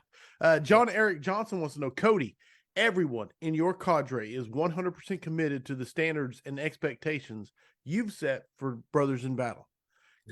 Could you explain your secrets of how you maintain the clarity of the standards of Brothers in Battle and keep everyone on the same page? Well, first, thank you for that. That is a testament. Truly, I would say not even to me, but to our whole cadre, because it doesn't just come from me. My wife is a part of that. Right. Andrea is a part of that, and each other, and we're accountable to each other. First and foremost, and I just posted something the other night because we redshirted a couple of new members, Casey Mackman and Nate Miller, and we got a couple other great guys on the list that didn't get a chance to, catch a photo of. But young guy Lane, Chris Gilpin, Kyle Romagus, and these guys, and there's guys within our cadre I think that maybe a lot of people know, and there's also a lot of people that nobody's ever heard of, and they're not on the book of faces, or they're not out there, and nobody knows, Right. who. But I always tell our members first, and every one of you will, or every one of them will tell you the same thing. That for me, character is number one, and values. There's a lot of people that preach experience, and I do believe experience matters, and experience comes from things, but it doesn't. When we look at and we say things about vetting and experience, I'll just be brutally honest, man. I don't give two fucks if you're a ghetto fireman or not. Like it means zero to me. I know plenty shitty ghetto firemen, and I also know many great ghetto firemen. Right. I know many shitty suburban firemen and many great and rural, and the same across the board. And the majority of the fire service is not ghetto firemen and is not ghetto fire. That's not the American Fire Service. So I don't give two shits, to be honest with you, and I'll just be frank. And so I don't care if you're a 20-year member, it comes back to earlier. I don't care if you got 20 years or 50 years. That plays zero into my factor with who we bring in to our family. Zero. Not where you work, not even the name of your department. I'm dead serious. I could care less. Character and values is number one, right? And I believe that when we have people that operate within that realm, and we're not all perfect, we're not all saints, but I operate from a position of faith and values and convictions. And so does every one of our people. They don't all share the same faith as me, and that's fine. But the beauty about that faith is it usually translates to the same type of people that have the same values and convictions. And then I believe when we have people that basically take care of themselves and take care of home first and that home body, and when we start preaching about faith, family, and fire, and they're doing what's right on the family front, and they are the spouse that they need to be. They're not running around cheating on their wives. They're not fucking around. They're not doing these things. And they're in a pursuit of trying to be the best version of themselves with those things. And they hold these high for that stuff translates to the fireside. Right. And my wife and I both just hold so much value in the character of the people, the brothers and the sisters that we bring in with us. That's number one, man. And I just think if all that is taken care of, then it translates to like experience comes. I believe there's value in bringing in young people, mentoring and building up young firefighters that might have 3 or 4 years on the job, 2 years on the job, 5 years on the job, 20 years on the job, 25 years on the job. Like we've got everything from 2 years to shoot, who's our most senior? Yeah, Chief Fisher is probably. Is Rob on there? Is Rob listening tonight? Is he the elder statesman? Not tonight. I think he's hanging out with Kurt. Kurt. He's not the elder by age. I believe that goes to Sean Faust. Okay. But I think years time on the job probably goes to Robbie. All right. And so we've got a broad range, which is the fire service, right? And I think it's important to bring up young people too. So just because somebody's got 2, 3, 4 years on the job, but if they've got great character, they're passionate about that, they're learning. We all understand like how much knowledge is gained when you have the ability to teach and be surrounded by other people pouring into you in this. And when we have that character as well, and the humility of that, and the students of the craft, it allows us to go into. And the first thing I tell in almost every class that we do, it's like, listen, hey, I'm an asshole if I'm sitting here telling you that everything that we're going to do today, everything that I'm telling you that Brothers in Battle is doing is the right way and the only way to do things. Right. Wrong. Like me personally, I shut down. You tell me that, I shut down. I don't want to hear anything you have to say. You can be the best fireman, go to a bazillion fires, do all this stuff. You've got that attitude, that ego. Guess what? I don't want to listen to. Right. Is that. And our cadre doesn't have that, man. We're all students of the game. We've all learned so much, shared so much, done so much. It doesn't negate that experience matters. It does. In our curriculum, if you will, the things that we do and say and preach is a collective and comes from experience. I'll tell you, the bulk of our classes we've been doing since before social media was a thing. And this isn't like a prideful ego thing, but I'll tell you, like the UL stuff or what's happened, brothers, we haven't changed anything.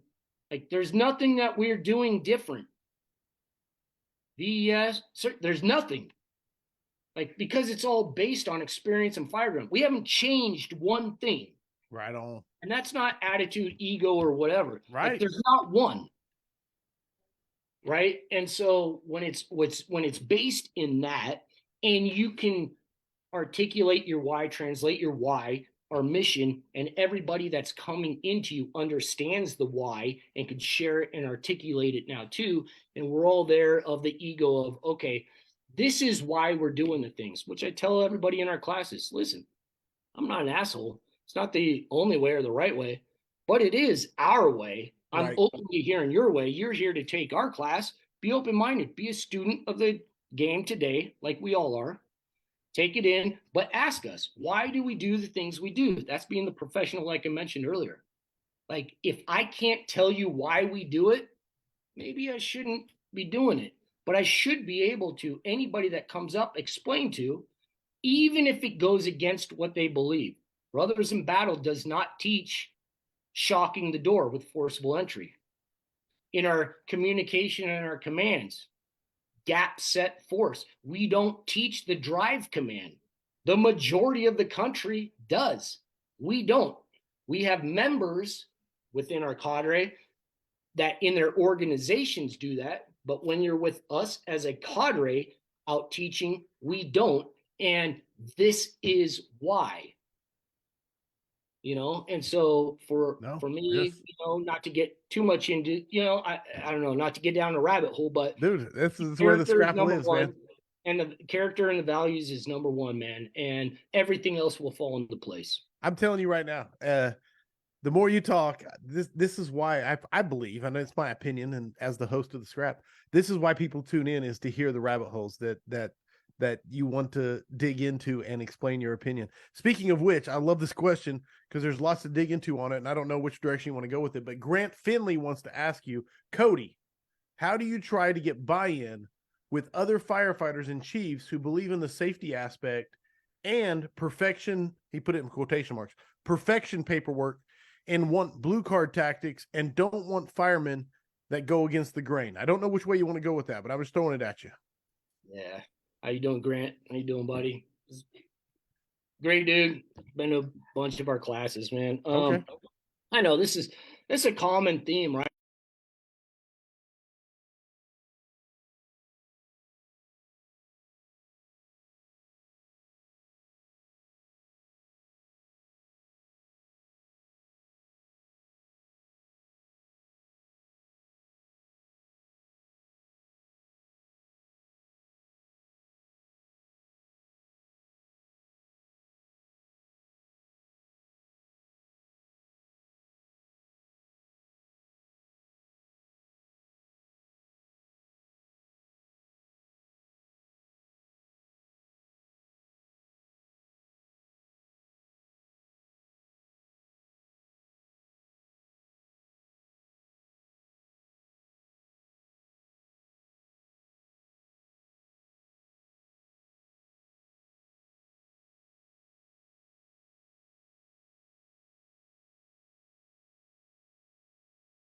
And I've been very punchy, and I still am very punchy in the facey at times. But I also learned in my Lost career. audio. We're getting a lot of. Can you hear me? Hold up. Hold Yep. up while you talk. Everybody's saying we lost audio. Checking in. A lot of people said we lost sound. Hold up. Coming. Sam's aware of it. You there? I hear you. You hear me. Try now. I'm waiting for the. Can you hear me now? I can hear you 100%, Cody. I'm waiting to hear if the audience says they can. Back. Roger that. Sorry for that. Come on now. 1, 2, 3, 4. Come on. Kill. Waiting for the audience to say, okay. Matt Sleet said, start the answer over, but you're good where you were at. Okay. Go. So I'll try to narrow that down. And then it does come back to understanding our why, and doing that in the mission and building that in. I do believe that,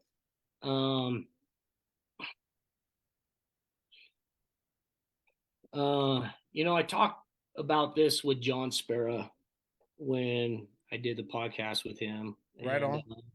And a little bit in the sense that, man, I'm all about, and I've been there more times than not in my career, where, again, it comes back to leading yourself first.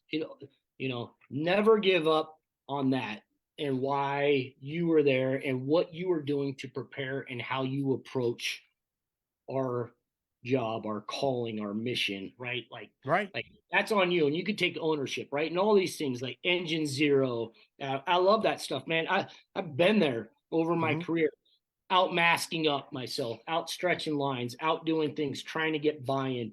You know what? And sometimes we also, that's the answer. It's so prevalent now, and over traveling across the country again, it's just such a prevalent thing that the answer, I think, and some people may not like this, but it's become so one-sided that it's like just do you and keep doing you. Right. Again, there is a side of that I believe in, and I'm saying do that, and you got to lead yourself first. Sure. But we're also missing out on a lot. Sometimes there's environments and people and spaces and relationships that are not helping get you where you need to be and Right. where you're called to be. And there can be from family and friends, but jobs too. You are not beholden to your organization for the longevity of your time that you're able to put into doing this. You don't owe them anything. Your job, it's the people you owe, right? And I would say forever, unfortunately, with the organization that I was in, that I didn't work for the city of Portland. I would say all the time, I don't work for the Portland Fire Bureau. I work for them. I work for the people, the citizens. And it's a hard pill to fucking swallow.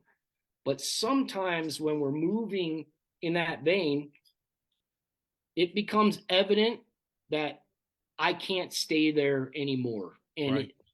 Like John has said, and I believe and I say agree, as much as an organization wants to hold you accountable for things that matter and don't matter, you have the ability to hold your organization accountable as well.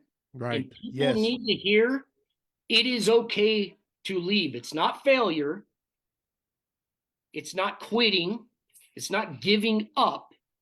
But if they aren't coming alongside of you and feeding you and growing you and operating what your values and convictions are and what you believe our mission is, then fucking leave. Find a place that is, because again, the things that we're talking about is prevalent across a lot of the country, but it's not everywhere. There are great organizations in great places. Are you willing to leave? Are you willing to start over? That's up to you.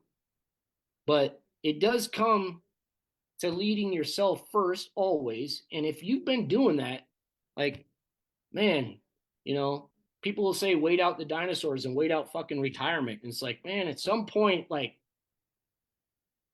none of our days are given. I want to make an impact today. I want to answer the call. I have a calling that's bigger than myself, and it's bigger than you, organization. I'm going to go do that. Doesn't mean it's going to be easy, brother. So I can tell you. Grant, I know, we've talked, brother. Damn. I feel you. I'm telling you. No, I'm telling you right now, dude. Here's the quandary you're putting me in. What do I write down as the soundbite for the intro to this scrap when I put it out there? Because I just wrote down one and circled it, and like within 30 seconds, I circled another one. Like, holy, like, yeah, thank you for that. The American Fire Service needs to hear it, and let's go to something here. Daniel Nelms. Kind of reverse. Let me hit on that again real quick. It's like the revert. It's reversed. Man, one of the things I love, speaking about, Chief Thompson, who chimed in earlier. Gosh, damn, who doesn't want to go work for Chief Thompson, right? Right. And what they got going on. And shoot, he came up years ago to firemanship conference, and he's like, "Hey man, I'm looking to pull some good firefighters down here. I'm recruiting." Right. What? You got a chief of department coming to a small regional conference looking to recruit the best of the best, like who's got the right attitude, the mission minded, and an organization that's willing to do that.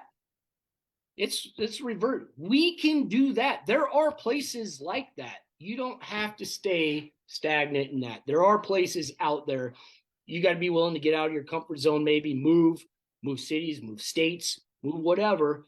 But man, this is so much bigger than that. And sometimes this job, as much as it gives life and gives life to us, I can personally attest it can take a lot from you, man. No, without a doubt. We could talk on that a lot. we can talk on that later. But Oh, we're gonna have if to do you it. don't have your priorities in we are line, going to have to schedule another scrap because you're like without a doubt, man. But there's so much to throw at you, and so many questions still coming in. what Daniel, do you got? Daniel Nelms wants to know. This is changing. This is not lighter, but not quite as what was your favorite position to ride on the squad and why? Woo!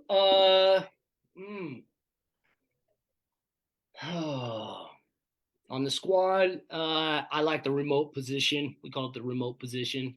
And it was basically your job was to get to the line, get to the firefoot, get to the seat of the fire, check in on the line, the seat of the fire, and just make sure forward progress is happening and where I can jump in and support that forward progress happening.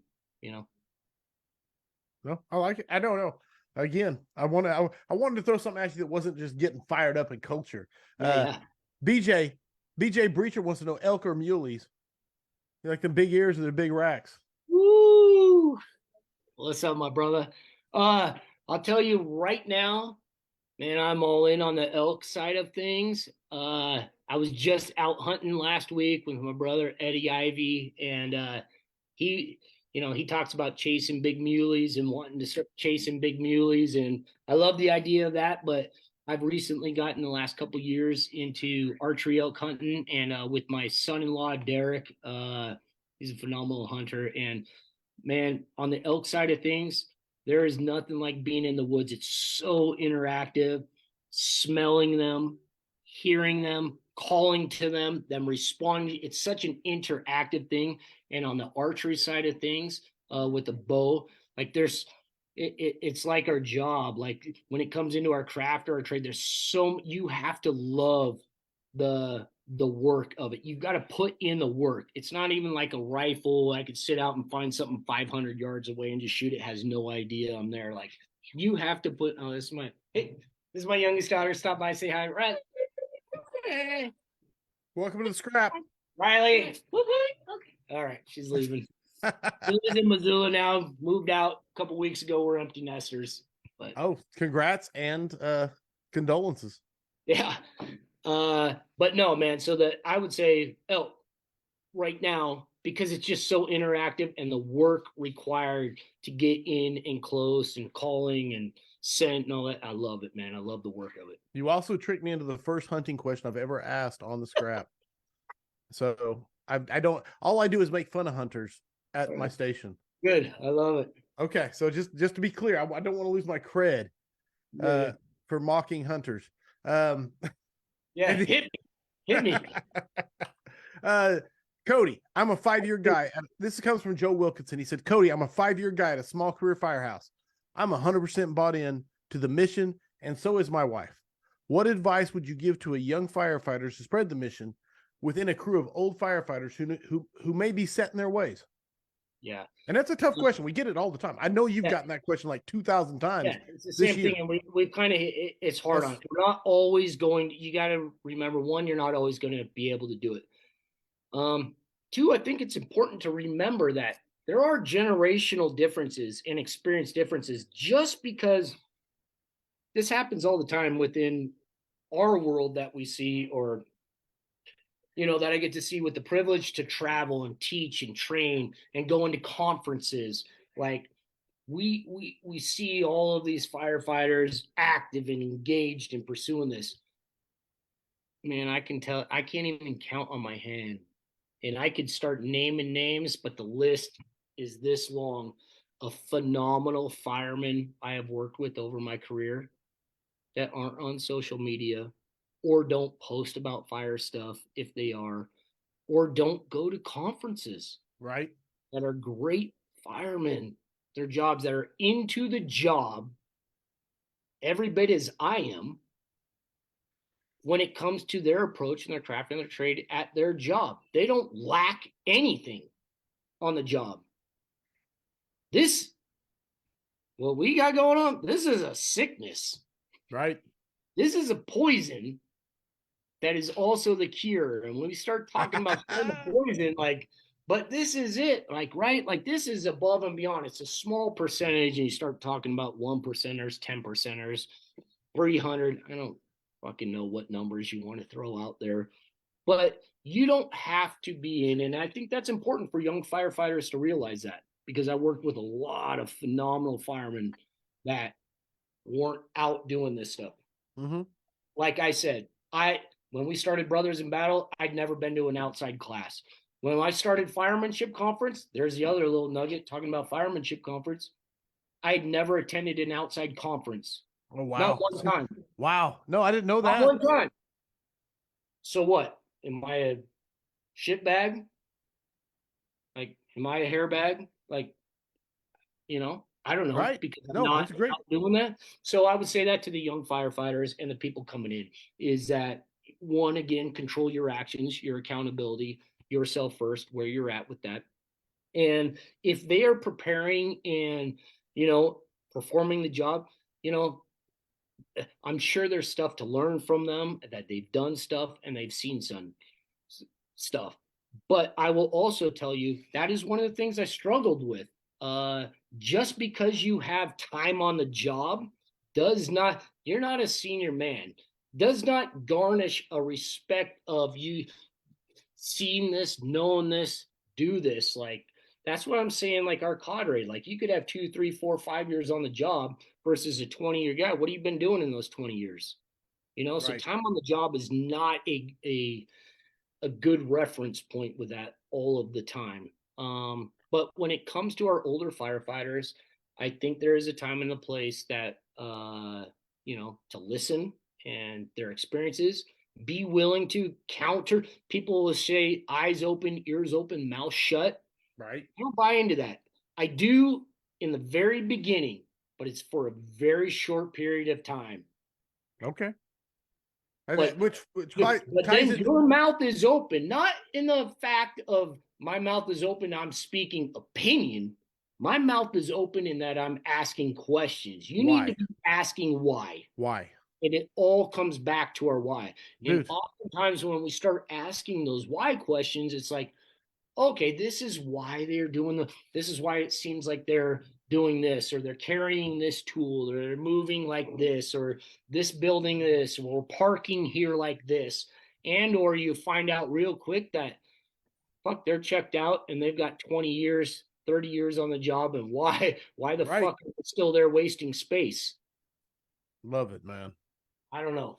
Hey, and Jonah Fateg asked a question, but you just basically just 100% answered the question. So that there was the answer to the question right there. I'm checking. Right time. Man, I want to ask. There's so many. Man, dude, we're gonna have to. There's some good questions coming at you. Yeah. Let me see if I can grab that one from Scott Vatican. My man Scott. Yeah, he's got a good one. So let's hear it. All right. Whoop. If I can paste it. All right, Cody, I know you're a diehard backstep firefighter. We've established this. But we've talked about the Chiefs being the lid on some of this stuff and helping the water boil faster. When do you feel is the right time to promote? Is it skills, abilities, experience, trust? What if it's an opportunity to positively affect the culture? Yeah. If not you, then who, kind of thing? And yeah. Okay. And I want to say this. I want to say this before you answer, which is brother, this is nothing but respect for and we should revere our senior firemen and those who excel in that role. But I have never met a respected and revered senior firefighter, the senior man, so to speak, the backstep, where if they would have promoted, they wouldn't have been a phenomenal company officer or insert whatever the rank might be. So I want to say that as my qualification, but I want to hear your answer. Yeah. Man, that's a lot to unpack for real, and we could do a whole scrap, a whole scrap on it. Yeah, really on that. And yes. I think it really comes down to it's personal.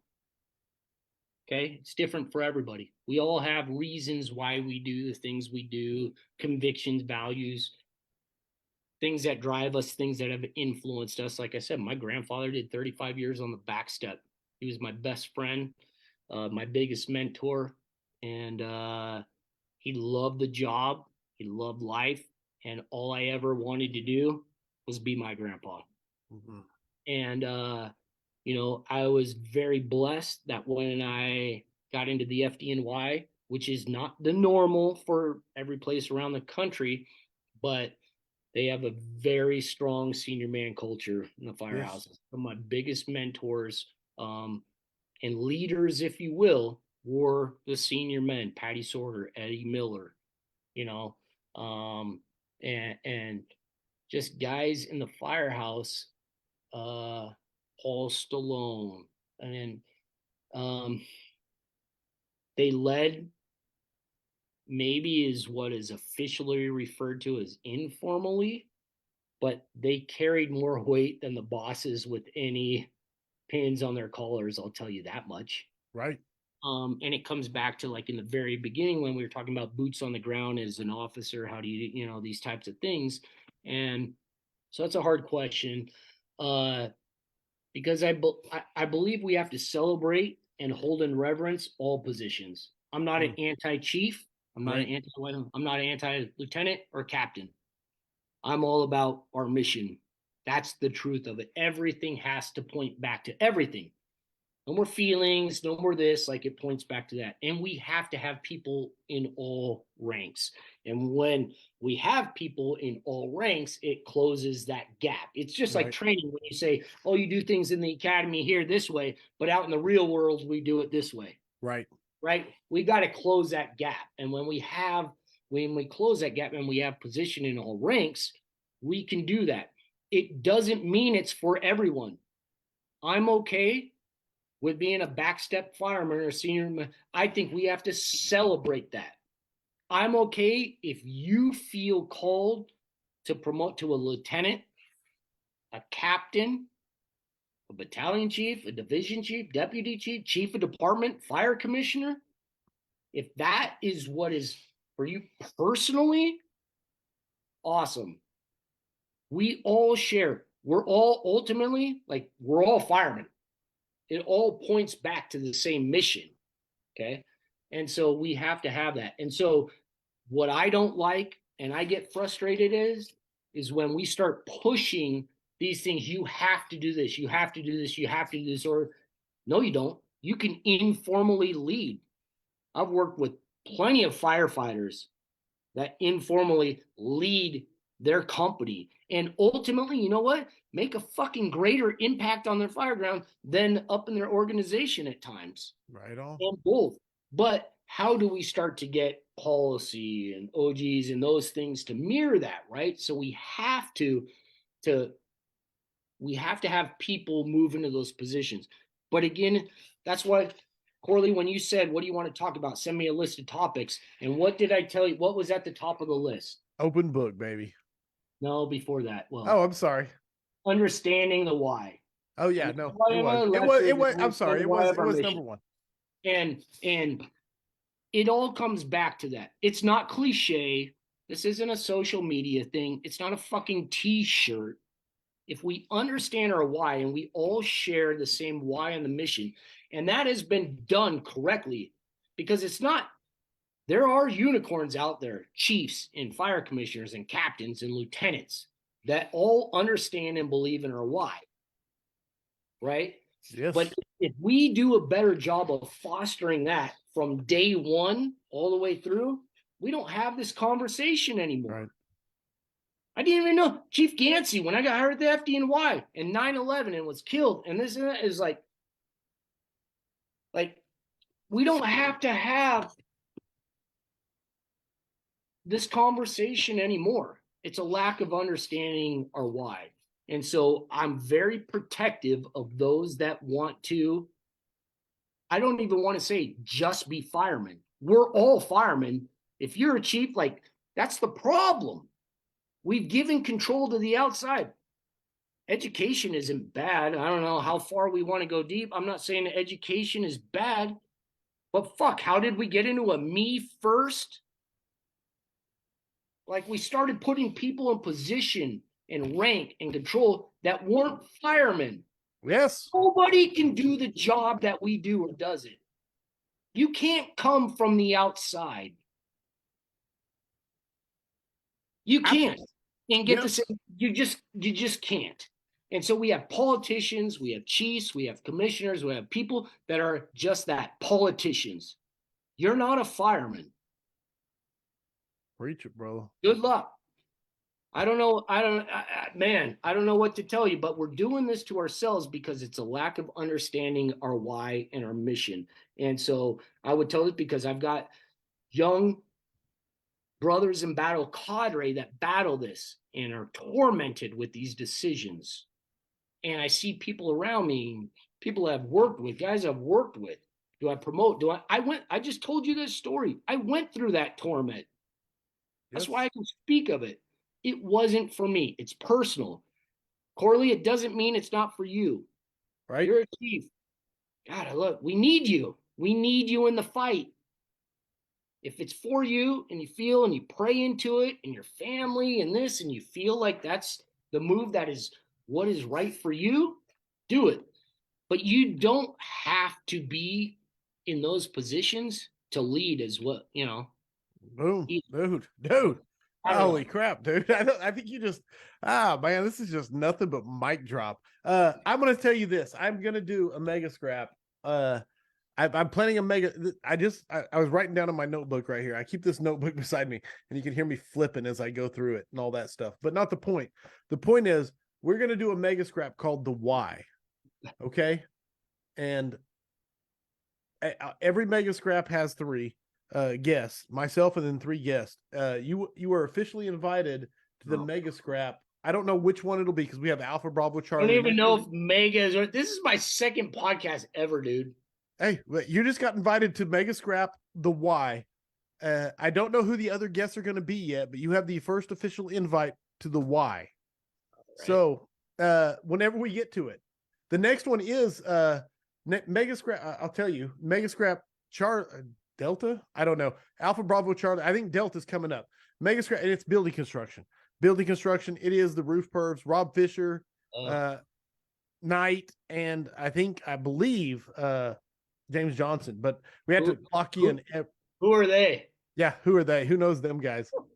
So no, but not the point. The point is, dude, that was one of the best answers I've heard on the scrap. I mean, I'm serious, man. I wish I could show you the chills. What a great answer, man. Wow. All right. We've caught up on questions. Holy smokes, man. You got me at a loss for words. I love to ask, I don't know if you're a reader, I have no idea. We're getting to know each other through this scrap. I'd love to ask people if there are a book or books that you think firefighters should read.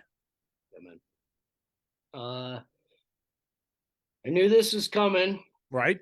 Did a little preparation for this. I love it. And so, number one, I'm going to admit I'm not a huge reader. Fair enough. Firefighters are doers. Yeah.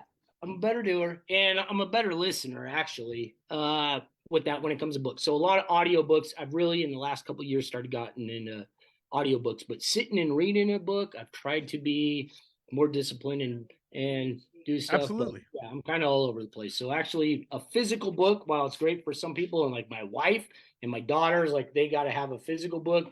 Me, like audiobook, when I'm doing 3 different things, that's my arena. I won't judge you. You go ahead. All right. But I'm a liar, but go ahead. So there's a couple things. I'm going to come back to, and I referenced it earlier. Like for me, it comes back to my faith, and I wouldn't be who I am and where I'm at without my faith. So number one, I've just got to say the Bible, and I've not always been good at it. In the last couple of years, I've tried to get better, and it's a constant discipline to try to be in the Word. But I believe if we are talking truth and why and them, like I truly believe like that is our truth and that is our why. Every answer that we're searching for is there. And in the last, I would say honestly, probably in the last year or so, I'm a lot better at it. But I try to read a chapter a day. And get into the Word. And sometimes there's give and take, but man, that's the truth in life right there. And I love it. So the truth will set you free. So I would I want to say, that, Cody, I got to ask you, do you physically read a chapter a day or listen to a chapter a day? no, that I read. So that Hell I yeah. actually, Okay. No, I don't listen love to it. Bible. Love it. But I would say that I read like 3 or 4 different versions of the Bible. We have different versions Sure. out because some of them are like all of us. Like we have different personalities and thoughts and things. Words hit us differently, and so we and my wife, have several different versions, and I'm Wow. constantly going back in that chapter and reading. Okay, what does this say? Oh, wow. The message, the passage, or the Passion Translation, Right. IV, King James, like, and it all can hit you differently. And you could read something that's like, it means nothing, and all of a sudden it's like, whoa, that hits me. But No, with no, that, because I was raised King James and it's very yeah, dry and a very, lot of people, yeah, yeah. No, without a doubt. yeah. Okay. No, I like that. I like Yeah. that. I never So heard that there's before. that. So I'm going to start out with that first. Then I'll throw this up there. Oh, yeah. Champ. Chance to sign it. Yeah. And sign it for me. I got a chance to hang out and teach with Champ not too long ago at the Joey D seminar and got his book in. So I'm reading into that a little bit. Love it. But then some things like fire department wise, like you say, things that have helped shape me and especially in the last couple of years, I don't know if they've been brought up. I haven't listened a lot, but I would say Fearless for me. Don't know if you've heard that book. That was Story. Blam, right? Yeah. Yep. I might be saying it Adam wrong. Brown. Right. Man, I'm actually, I was just telling my wife because she listened to that book with me when we were doing a road trip. We listened to it together and it was unbelievable. And I'm gonna start listening to it again. Ooh, I'm gonna have to. Me and my wife got one coming up Tuesday on a road trip, so I'm like down. Yeah, no, yeah, oh, 1,000%. it's incredible. Okay. I would also say another great listen that I listened to was Gates of Fire by Stephen Pressfield. Yes, Oh, yes, I love Pressfield. Hey, but yeah, yeah, Gates of Fire, brother. I haven't Yes. read any of his other stuff or listened, but Gates of Fire was awesome.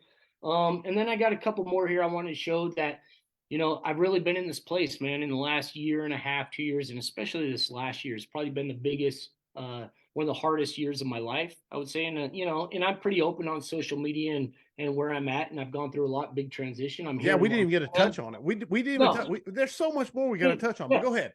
But I'm down this path, man, in this journey, and it really is truth, and it's about my relationship with God, and part of that. And I would say I had a brother who's a fireman that sent me this out of nowhere, and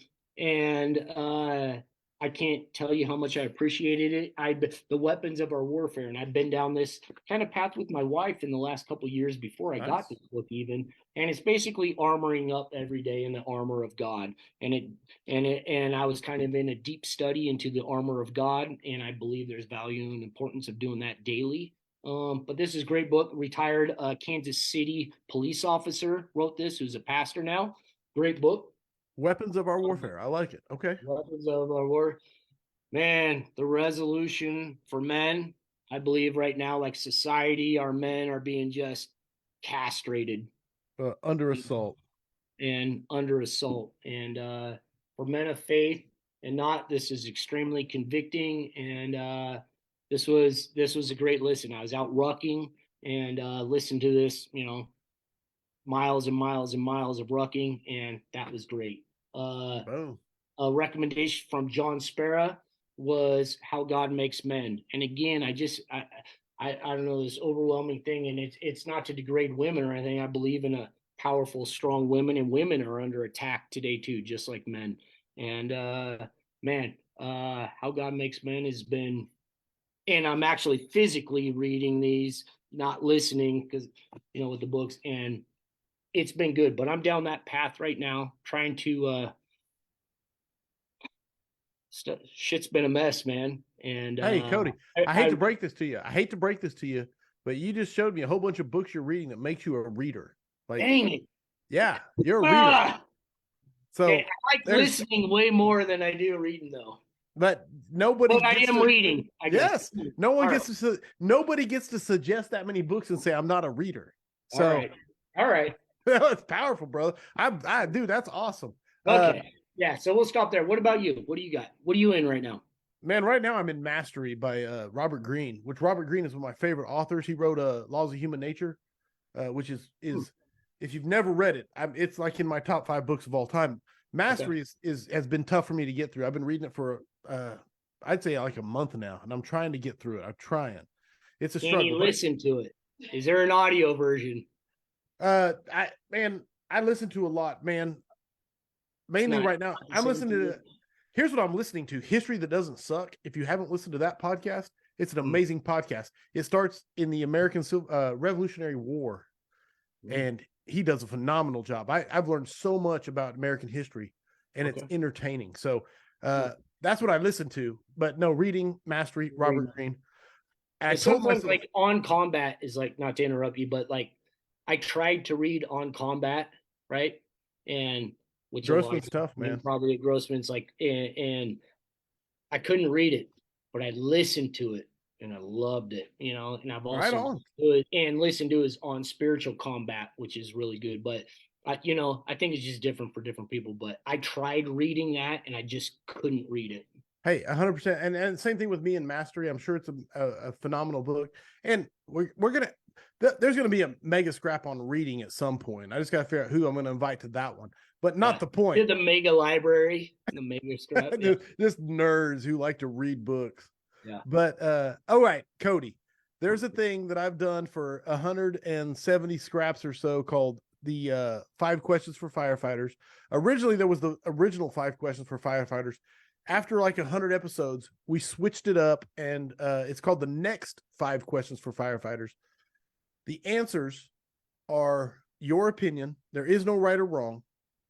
The points are arbitrary. They're assigned by me with the help of the audience, which people have already said because of all your answers, you already get max points, but not the point. Yeah, right. Just wait. Are you ready I'll fuck this up. Okay. for the next 5 questions for firefighters? Yeah. All right. Number 1. And you already answered. This is the crazy part. Yeah, Amanda Miller said max points. What single characteristic, I think you actually used this language earlier. What single characteristic makes the difference between a run-of-the-mill firefighter and the top tier go-to badass firefighter? My wife's in the background. Andrea's listening to you in the background. She's like, passion, passion. I'm like, no, passion gets you in a lot of trouble. There's a lot of good. Uh, so, uh, thinking about this and where I'm at with things, and I did think about this because I'm not gonna lie, I cheated a little bit. I'll be honest. You know, I haven't watched a lot of these, but I need to start. I've kind of been checked out on a lot of this stuff in the last 2 years. I've had a lot of life going on, a lot of Sure. things, and I haven't really been paying attention. But I went back uh, earlier today, and I was like, okay, what's going on in the scrap? What is this all about? And then what are these questions? And he sent it, and then so I was like, all right, I'm gonna give it a little bit of thought and not Okay. just wing it because it's Now, important. So now I you've did really look, got my interest. yeah. So I did look into it Okay. a little bit and try to give it a little bit of thought, so it's not just off the cuff. But so it truly is what I believe, and I think it comes down to humility. Um, but that's where the ego, the pride, all of that stuff that we're talking about and checking that stuff. I think it points back to humility, and that's with us just in life. I think that we get into trouble though because people can hear humility and they can take that and flip that and think that's a lack of confidence, Mm-hmm. and that's not it at Mm-mm. all. And I actually talk about in our presentation like some of the things that we identify as and these things and having these traits and characteristics. That's where it comes from, is a humility. But I believe, like, as firefighters, we should be confident in our abilities and what we do and Mm. how we do it. Like, confidence is not a bad thing. There is a difference between confidence and ego and pride and those things that tear us down, though. But confident Yes, I want coming to my home tonight. My daughter that just moved out and is living in her apartment in Missoula. Do you know who I want going to her apartment? Yeah, the most confident mother effer ever to climb on a rig. I'm glad you're on the same page, brother. Hell yes. So I do believe humility, though, should not be mistaken for a lack of confidence, but humility Absolutely. truly puts us in the position, if we are understanding our why, that comes back to the experience, that comes back to best practices, 50 years, 30 years, 20 years. If we're truly putting them first, it's a constant evaluation of what we are doing. That's being the professional. It's understanding our why. It's with purpose and intent, and the humility. The best firefighters that I have worked with over my career goes back to the question of brothers in battle, make up our cadre, humility, that character, that like if we have that, everything works out. But if I have the attitude, I know it all, I've done it all, and I've seen it all, see you later. Like it should be constant evaluation of how we're doing business to best put them first. Period. Love it. I love it, man. I'll tell you right now, you had me, Cody, you had me at humility, man. 100%.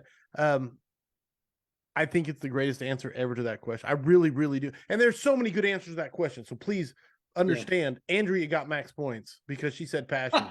But you got max points, and I mean that with all my heart and soul. That I was on another show, and they asked me magic wand question. You could fix the no, they gave me a magic wand. I could do anything I wanted in the American Fire Service, right? It doesn't matter what it is. My department. Yeah, whatever. Yep. Just carte blanche. And I said, everybody gets a giant dose of humility because it fixes everything. Good. Yeah. It fixes everything over time. So when you said that, dude, that resonated in my soul. I'm not giving you max points because it was just, man, dude, it resonated. Because I copycatted your answer. Okay. No, it was just because am I the first person ever to not get max points on that? It's a universal truth. You're the first person ever to get double max points with your wife saying passion and you saying humility. So, number 2, if you could go back in time and give yourself one piece of advice as a rookie, what would it be? Yeah, that was another instantly real easy answer, real quick. On your first meal that you're cooking for the firehouse, do not mix mashed potatoes with chicken parm. Chicken parm and mashed potatoes do not go together in the firehouse. Was it instant mashed or was it like actual made mashed? No, hand mashed, but they don't go together. Okay, either way. Boy, not in New York City. Damn. The Italian fan, yeah, no. Chicken parm and mashed potatoes, they don't go to. I still hear about it. I still hear about it from guys still to that first meal ever that I cooked in 119. Chicken parm and mashed potatoes. But I will and also then just a sidetrack in all seriousness. Okay. Man, it's just a love for the job, and love every second of what we're doing. Understand it's bigger than you. It's special what we do. Every day is not guaranteed, and I know, we both have mutual mentors and friends with Chief Isaacson and others. And I've always been this way. It's like, man, take more pictures. Oh, bro. Take more pictures from early on, and not like, you'll never regret that. You'll never regret looking back that. And you don't know how long you are going to be able to do this job, and you could be 2 days in, 2 years in, 20 years in, right. And the bell is rung and your days are done, riding the rig. And man, you'll never regret looking back on photos. And the other side of that, I really hit me with is journaling. And man, Jerry Smith from Baltimore. I don't know if have you ever had Jerry on? No, I haven't had Jerry on yet, but I've seen him speak. And he absolutely needs to be on. Dang. That's All my right. problem is I get 52 weeks in the year I and know you got so many, but and I'll tell you, 2,000 firefighters that need to be on. Yes, absolutely. oh, There's so many that need to be on. Jerry is so good, and yeah, he's a brother. We had him out firemanship conference several years. I've had the privilege to teach with him several times and do stuff. But he really hit home. Like, he does a phenomenal job of journaling, and I don't. No, Which, I'm with you. I'm with you. I can tell you this. I have a journal that I've really committed myself to, yeah. and there's like 2 and 3 year gaps in it. And I love going Oh back and yeah. seeing it and going, Morley, you got to be in this thing. Dang Yeah. it. It's, yeah. No, I know, and that's not me. It's funny. Like, when I was a probie in FDNY, we used to have to keep a journal every day of every tour we had. Things going on, something you saw, something you learned, an OG, something, a tip, a call. And the battalions, whenever the battalion chief would come in and visit, they could ask to see your journal, and they'd have to sign it. And you had to sign each one of your entries every day. The officer of your tour Right. sign it, Right. right? And so you're a probie, but then I'll be honest, this is a pain in the ass. I'm like, ah, what am I going to write? Okay, I got to write something down. I got to do it, and I, Yes. I just, at that time period in my life, I'm like, oh, whatever. I'll just get through it. All of us. All of us. Yes. And I'll be honest, I still have that journal, and I look back on it now and I'm like, wow. And now Yes. I know when Jerry talks about the power of that, of journaling and looking back and experiencing that, I'm like, ugh, I wish I just stuck with it. If I built that habit and routine in early on, Mm. and I wish I don't think we would ever regret that, no matter how much time we do or where we're at, to be able to look back on that. No, brother. Oh, yes. I don't know where you started with some sort of cooking story about chicken parm, but damn if you didn't get max I know, points by the end of it, dude. because that's Yeah, such a good answer, man. Holy crap. When I open up my crappy journaling and I read it, I'm like, damn it, Cordy, you need to do this more often, because I look at stuff like 10 years ago. But yes, yeah, yeah. max points. Number 3. What is your favorite training drill? Easy, daily stretch. Hmm. And I would say daily stretch or daily throw, Yeah. out there on an engine company or a ladder company. And it comes down to, I think sometimes we can overcomplicate things, overthink things, do stuff, but on the daily, I'm talking about Sure. truly on the daily of what we do. And there's tremendous value in the training and the preparation that we put into this. And there's a time and a place for all of it. If you sat in some of our classes, you've heard me talk about, like, one of the things that drives me crazy is when people say practice like you play. I'm just going to say this: get the fuck out of here. Like, what does that even mean? Practice like you play. We can't always do that. The NFL, like, how much time do they spend in full pads, full speed, full contact? Practice like you play. Oh, have your gloves on. You're not breathing air. You're not doing this. So there's no value in it. Get the fuck out of here. All right, Right? man. All right. Sorry. No, no, Dropping it. But there is value in that. Not to yes, negate that, but there's no, so much more to that too. So for me, man, it's the daily stretch. And one of my mentors, Jim McCormick, Indianapolis Fire, retired FDTN. Like, absolutely. he basically, I'm going to butcher the quote right now, but, he says, like, essentially, like, master the basics and find a way to do it every day, and it's not the facility. So a lot of people will put, like, I don't have the training grounds. We can't go out and do this. We don't Right. have the door prop. We don't have this. I can't do this. It's excuses. It Boom. basically comes down to excuses. And find a way to understand our mission, our craft, our trade, and find ways to do it every day. The daily stretch was born out of that. And if anybody's that followed me and us over the years, like, we would go out on engine 31 and we would stretch. And I'm tired of excuses. We are one of the busiest companies in the city of Portland. Not the busiest in the country, but we were plenty fucking busy.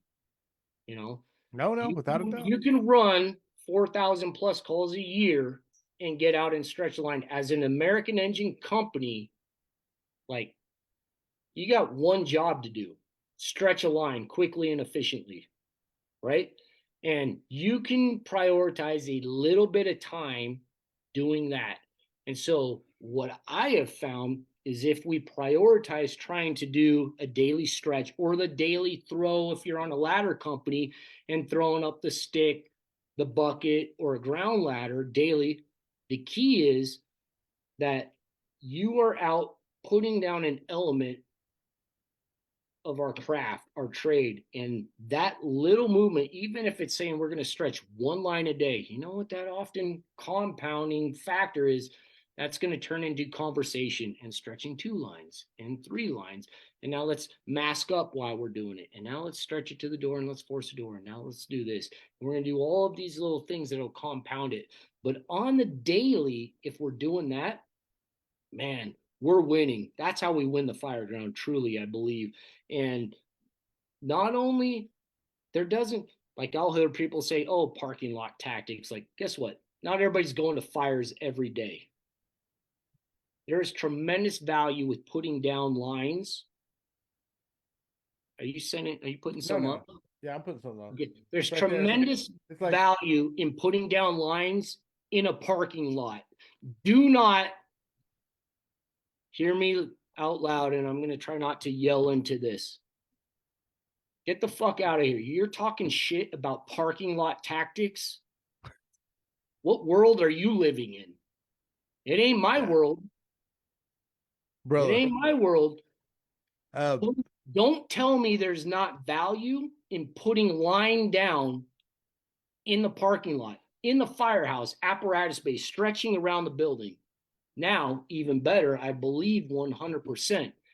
You take that to the next level. You get out into your communities, your neighborhood, and you're stretching lines, you're throwing ladders, you're putting up the sticks in buildings in your area, in your community. The daily, there's nothing better than that. Coming up on the fly, stretching the buildings that you've been to, haven't been to, problem solving, communicating, talking as your crew. Like, not only that is there value in us in the actual skill asset of it, but it's the pre-planning, the communication, the building trust and relationship with you, building expectation within each other of how we're stretching, where we're stretching, why we're stretching, our communication. And then you take all of that out, brother. Poorly. Again, it comes back to our why and the trust and public expectation. There is no better way. There is no better way to build trust in your community than being out in it with them, of them and for them, accessible, that they could touch you, they could see you, they can ask questions.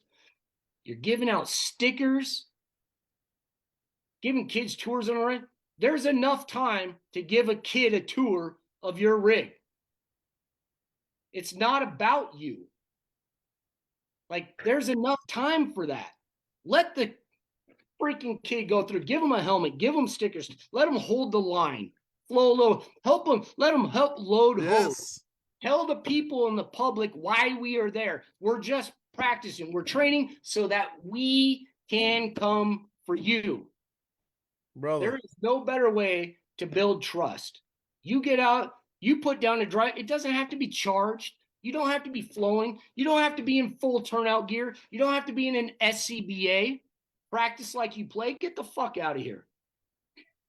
Brother, this wraps it up. Not the questions, because there's one more still to come. All right. Believe it or not. That's all I got, man. Believe it or not. No, I think we got 2 more to come. I'm not even sure where we're at I'm sorry, dude. It's not the point.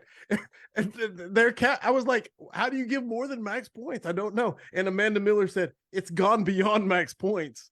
He's gone native. And then Jonah Fateg said, is there a level beyond max points? Yeah. It's like, holy crap, man.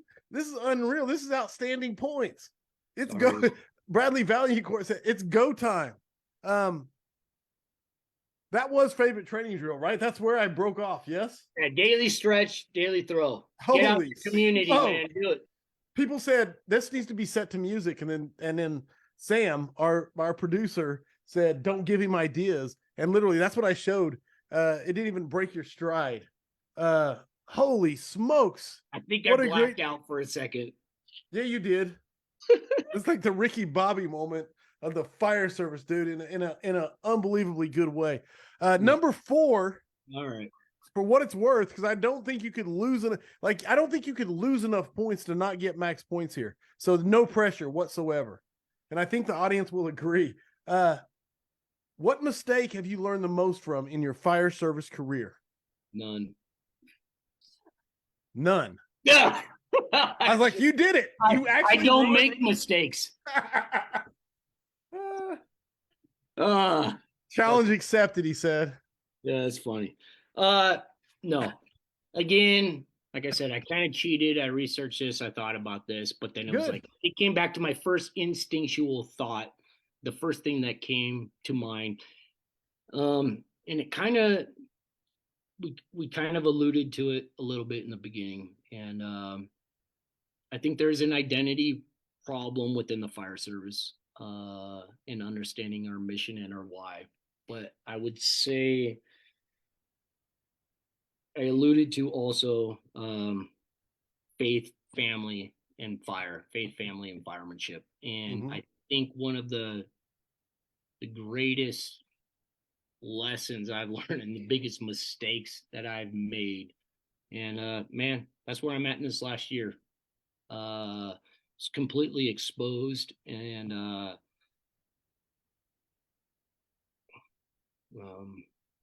it's been the hardest year of my life for sure. But I think it's where we have our identity and where our priorities are. And it's very easy for us to come in, firefighter, fire service, fire service, fire service. And a lot of people along the way can suffer for that. And our families. And when we take that oath, it's not just us. And that honesty and that truth and reality of what we face and what we see and what we deal with, like it's got to be, we talked about it earlier, it's got to be very real with our family and our spouses. And this is their journey as well and their ride, and I'm very happily married and blessed 23 plus years and have 2 amazing daughters. And they're every bit of that oath, and look at that and understand that and feel it and know it and have seen it around. But there's been times where, sometimes I hear it, and so maybe it sounds cliche, but it's like, oh, the fire department or the fire service is our spouse's mistress, type thing, and it can consume us, and Absolutely. it's a consuming fire, brother. And I think it's great again, and to me, it's more than just. It's not even just a job or pay or anything. It truly is a calling, and those types of things can consume us. But when we lose focus on our identity and our priorities, and they're in that, like, for me, it has to come down to faith. And again, if my relationship with the King of Kings is good and my identity is in that, it's going to then allow me to be the husband that I need to be, the best version of that, which then is going to allow me to be the best father I need to be for my daughters, the best friend I need to be for my friends and people around me, and the best fireman as well. And it's been a hard lesson, but the firemanship component of that doesn't have to suffer Right. for the others. Like, that's the talking about firemen, that great firemen, a laundry list of firemen I've worked with that don't go to conferences, that haven't been in classes, that aren't on social media. And that's not to negate what we do, and what we have isn't special and separate. It's more a hobby. I've often said, like, it is it's like everything. And sometimes it truly has been everything. and my family has suffered. And so I would say, realize that it is special what we do. It's a privilege to be able to do it, but we can't do it to the extent or the best of our abilities if we don't have our family and our friends and those people on board with it, or we're just alienated and isolated, and we start running into issues that we see plaguing our brothers and sisters across the fire service right now, for it. And yeah, man, I don't know. Yeah, dude. Welcome to Max Points on 4 questions in a row. Welcome to brother, man. 100%. People need to hear what you just said. People need to hear what you just said. I don't know what else to say about that answer, man. Final question. I feel like I know the answer, but we'll see how this plays out. I don't know. Maybe heavy fire. Easy. Heavy fire. Searchable space. Occupiable space and heavy fire. Would you rather be assigned to the Nozzle or first in on VES? Well, this might throw some people off. Okay, I'm excited. Not. And maybe not, and even with you. But what's awesome is that in the last 13 years, I have been riding a single engine company. I love engine work. I love what I did in Engine 31. I love being a Lord of Rockwood. And the truth of it is there was no place else in the city of Portland that I would have went to or gone or left to ever, ever, ever. The other side of that is my true foundation, my core is a squad man.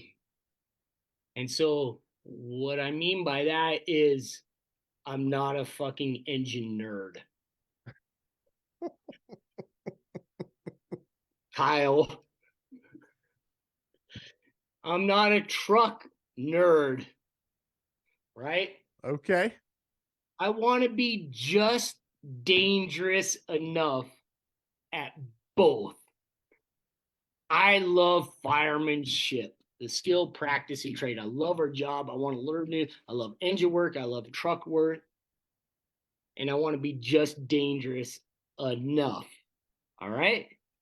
And while my formal paid career was coming to an end last May, brothers 31s let me ride the nozzle seat for like the last fucking week to try to get that nozzle job, right? Like get you the nozzle job. And I wanted it and I loved it. I was hoping for it and it didn't come per se, but I do have a picture that I show in my presentation. It did come my last day in a fucking in a aluminum mobile ranch home. Right on. And Portland was very prevalent with aluminum mobile ranch homes. And we had a fire, and I occupied the interior with the nozzle and had a blast. Before that, and I had a great nozzle job. But all right, long story short, I would say VES all day, man. VES all day, 100%. I preach and teach search, engine stuff, forcible entry stuff. I love it all. My meat and potatoes. We didn't even get into the 6 musts. I know it. I know. That's why we got to have another scrap. I'm passionate about all of it, but I'm not an engine nerd. I'm not a truck nerd. Through Brothers in Battle, just by way and by what we teach, and most of it, and like where I get pigeonholed is into the truck side of things, which is funny because I've ridden into single engine company the last 13 years. But where I've worked has been unique in rolling in mutual aid with the department we do, and my upbringing and Ladder 119 Squad 1. So long story short, it's already been long. Let's just wrap this shit up, brother. Man, Dude, You're I going. told you. Did I not tell you on the text? I turned an hour and 45-minute presentation into a full day. 8 hour. Yeah. Dude, I And my again. guys are like our cadre, they're like, yeah, we could have told you this. But I will tell you VES all day. And here's why, real quick, man. Okay. There it's yeah, my what Andrea's in the background. She's like, you never shut up. Right. I love her. This is my part, and this is the part I want to play into what you're saying it's my job is to shut you down if it's not quality, man, dude. All You right, have brought shut me nothing down. but quality. No, you have All brought right. nothing but quality. Okay. That's not my point. Go. VES, because to me it is the true culmination of firemanship, the skill, practice, and trade. And there is nothing, and I am telling you nothing that will test you in your firemanship skills and abilities like that. I've been on the nozzle. I've backed up the nozzle. I've been in the door position. I've been in the control position. I've been on the roof. I've been on the irons position. I've been in the can position. But moving it and VES and searching, moving into a building with the potential of being by yourself or within voice or touch and moving, all of the firemanship, all of your training is culminating at this point. I don't have reliance on a hand on the hose line, another person backing me up, or an officer doing this.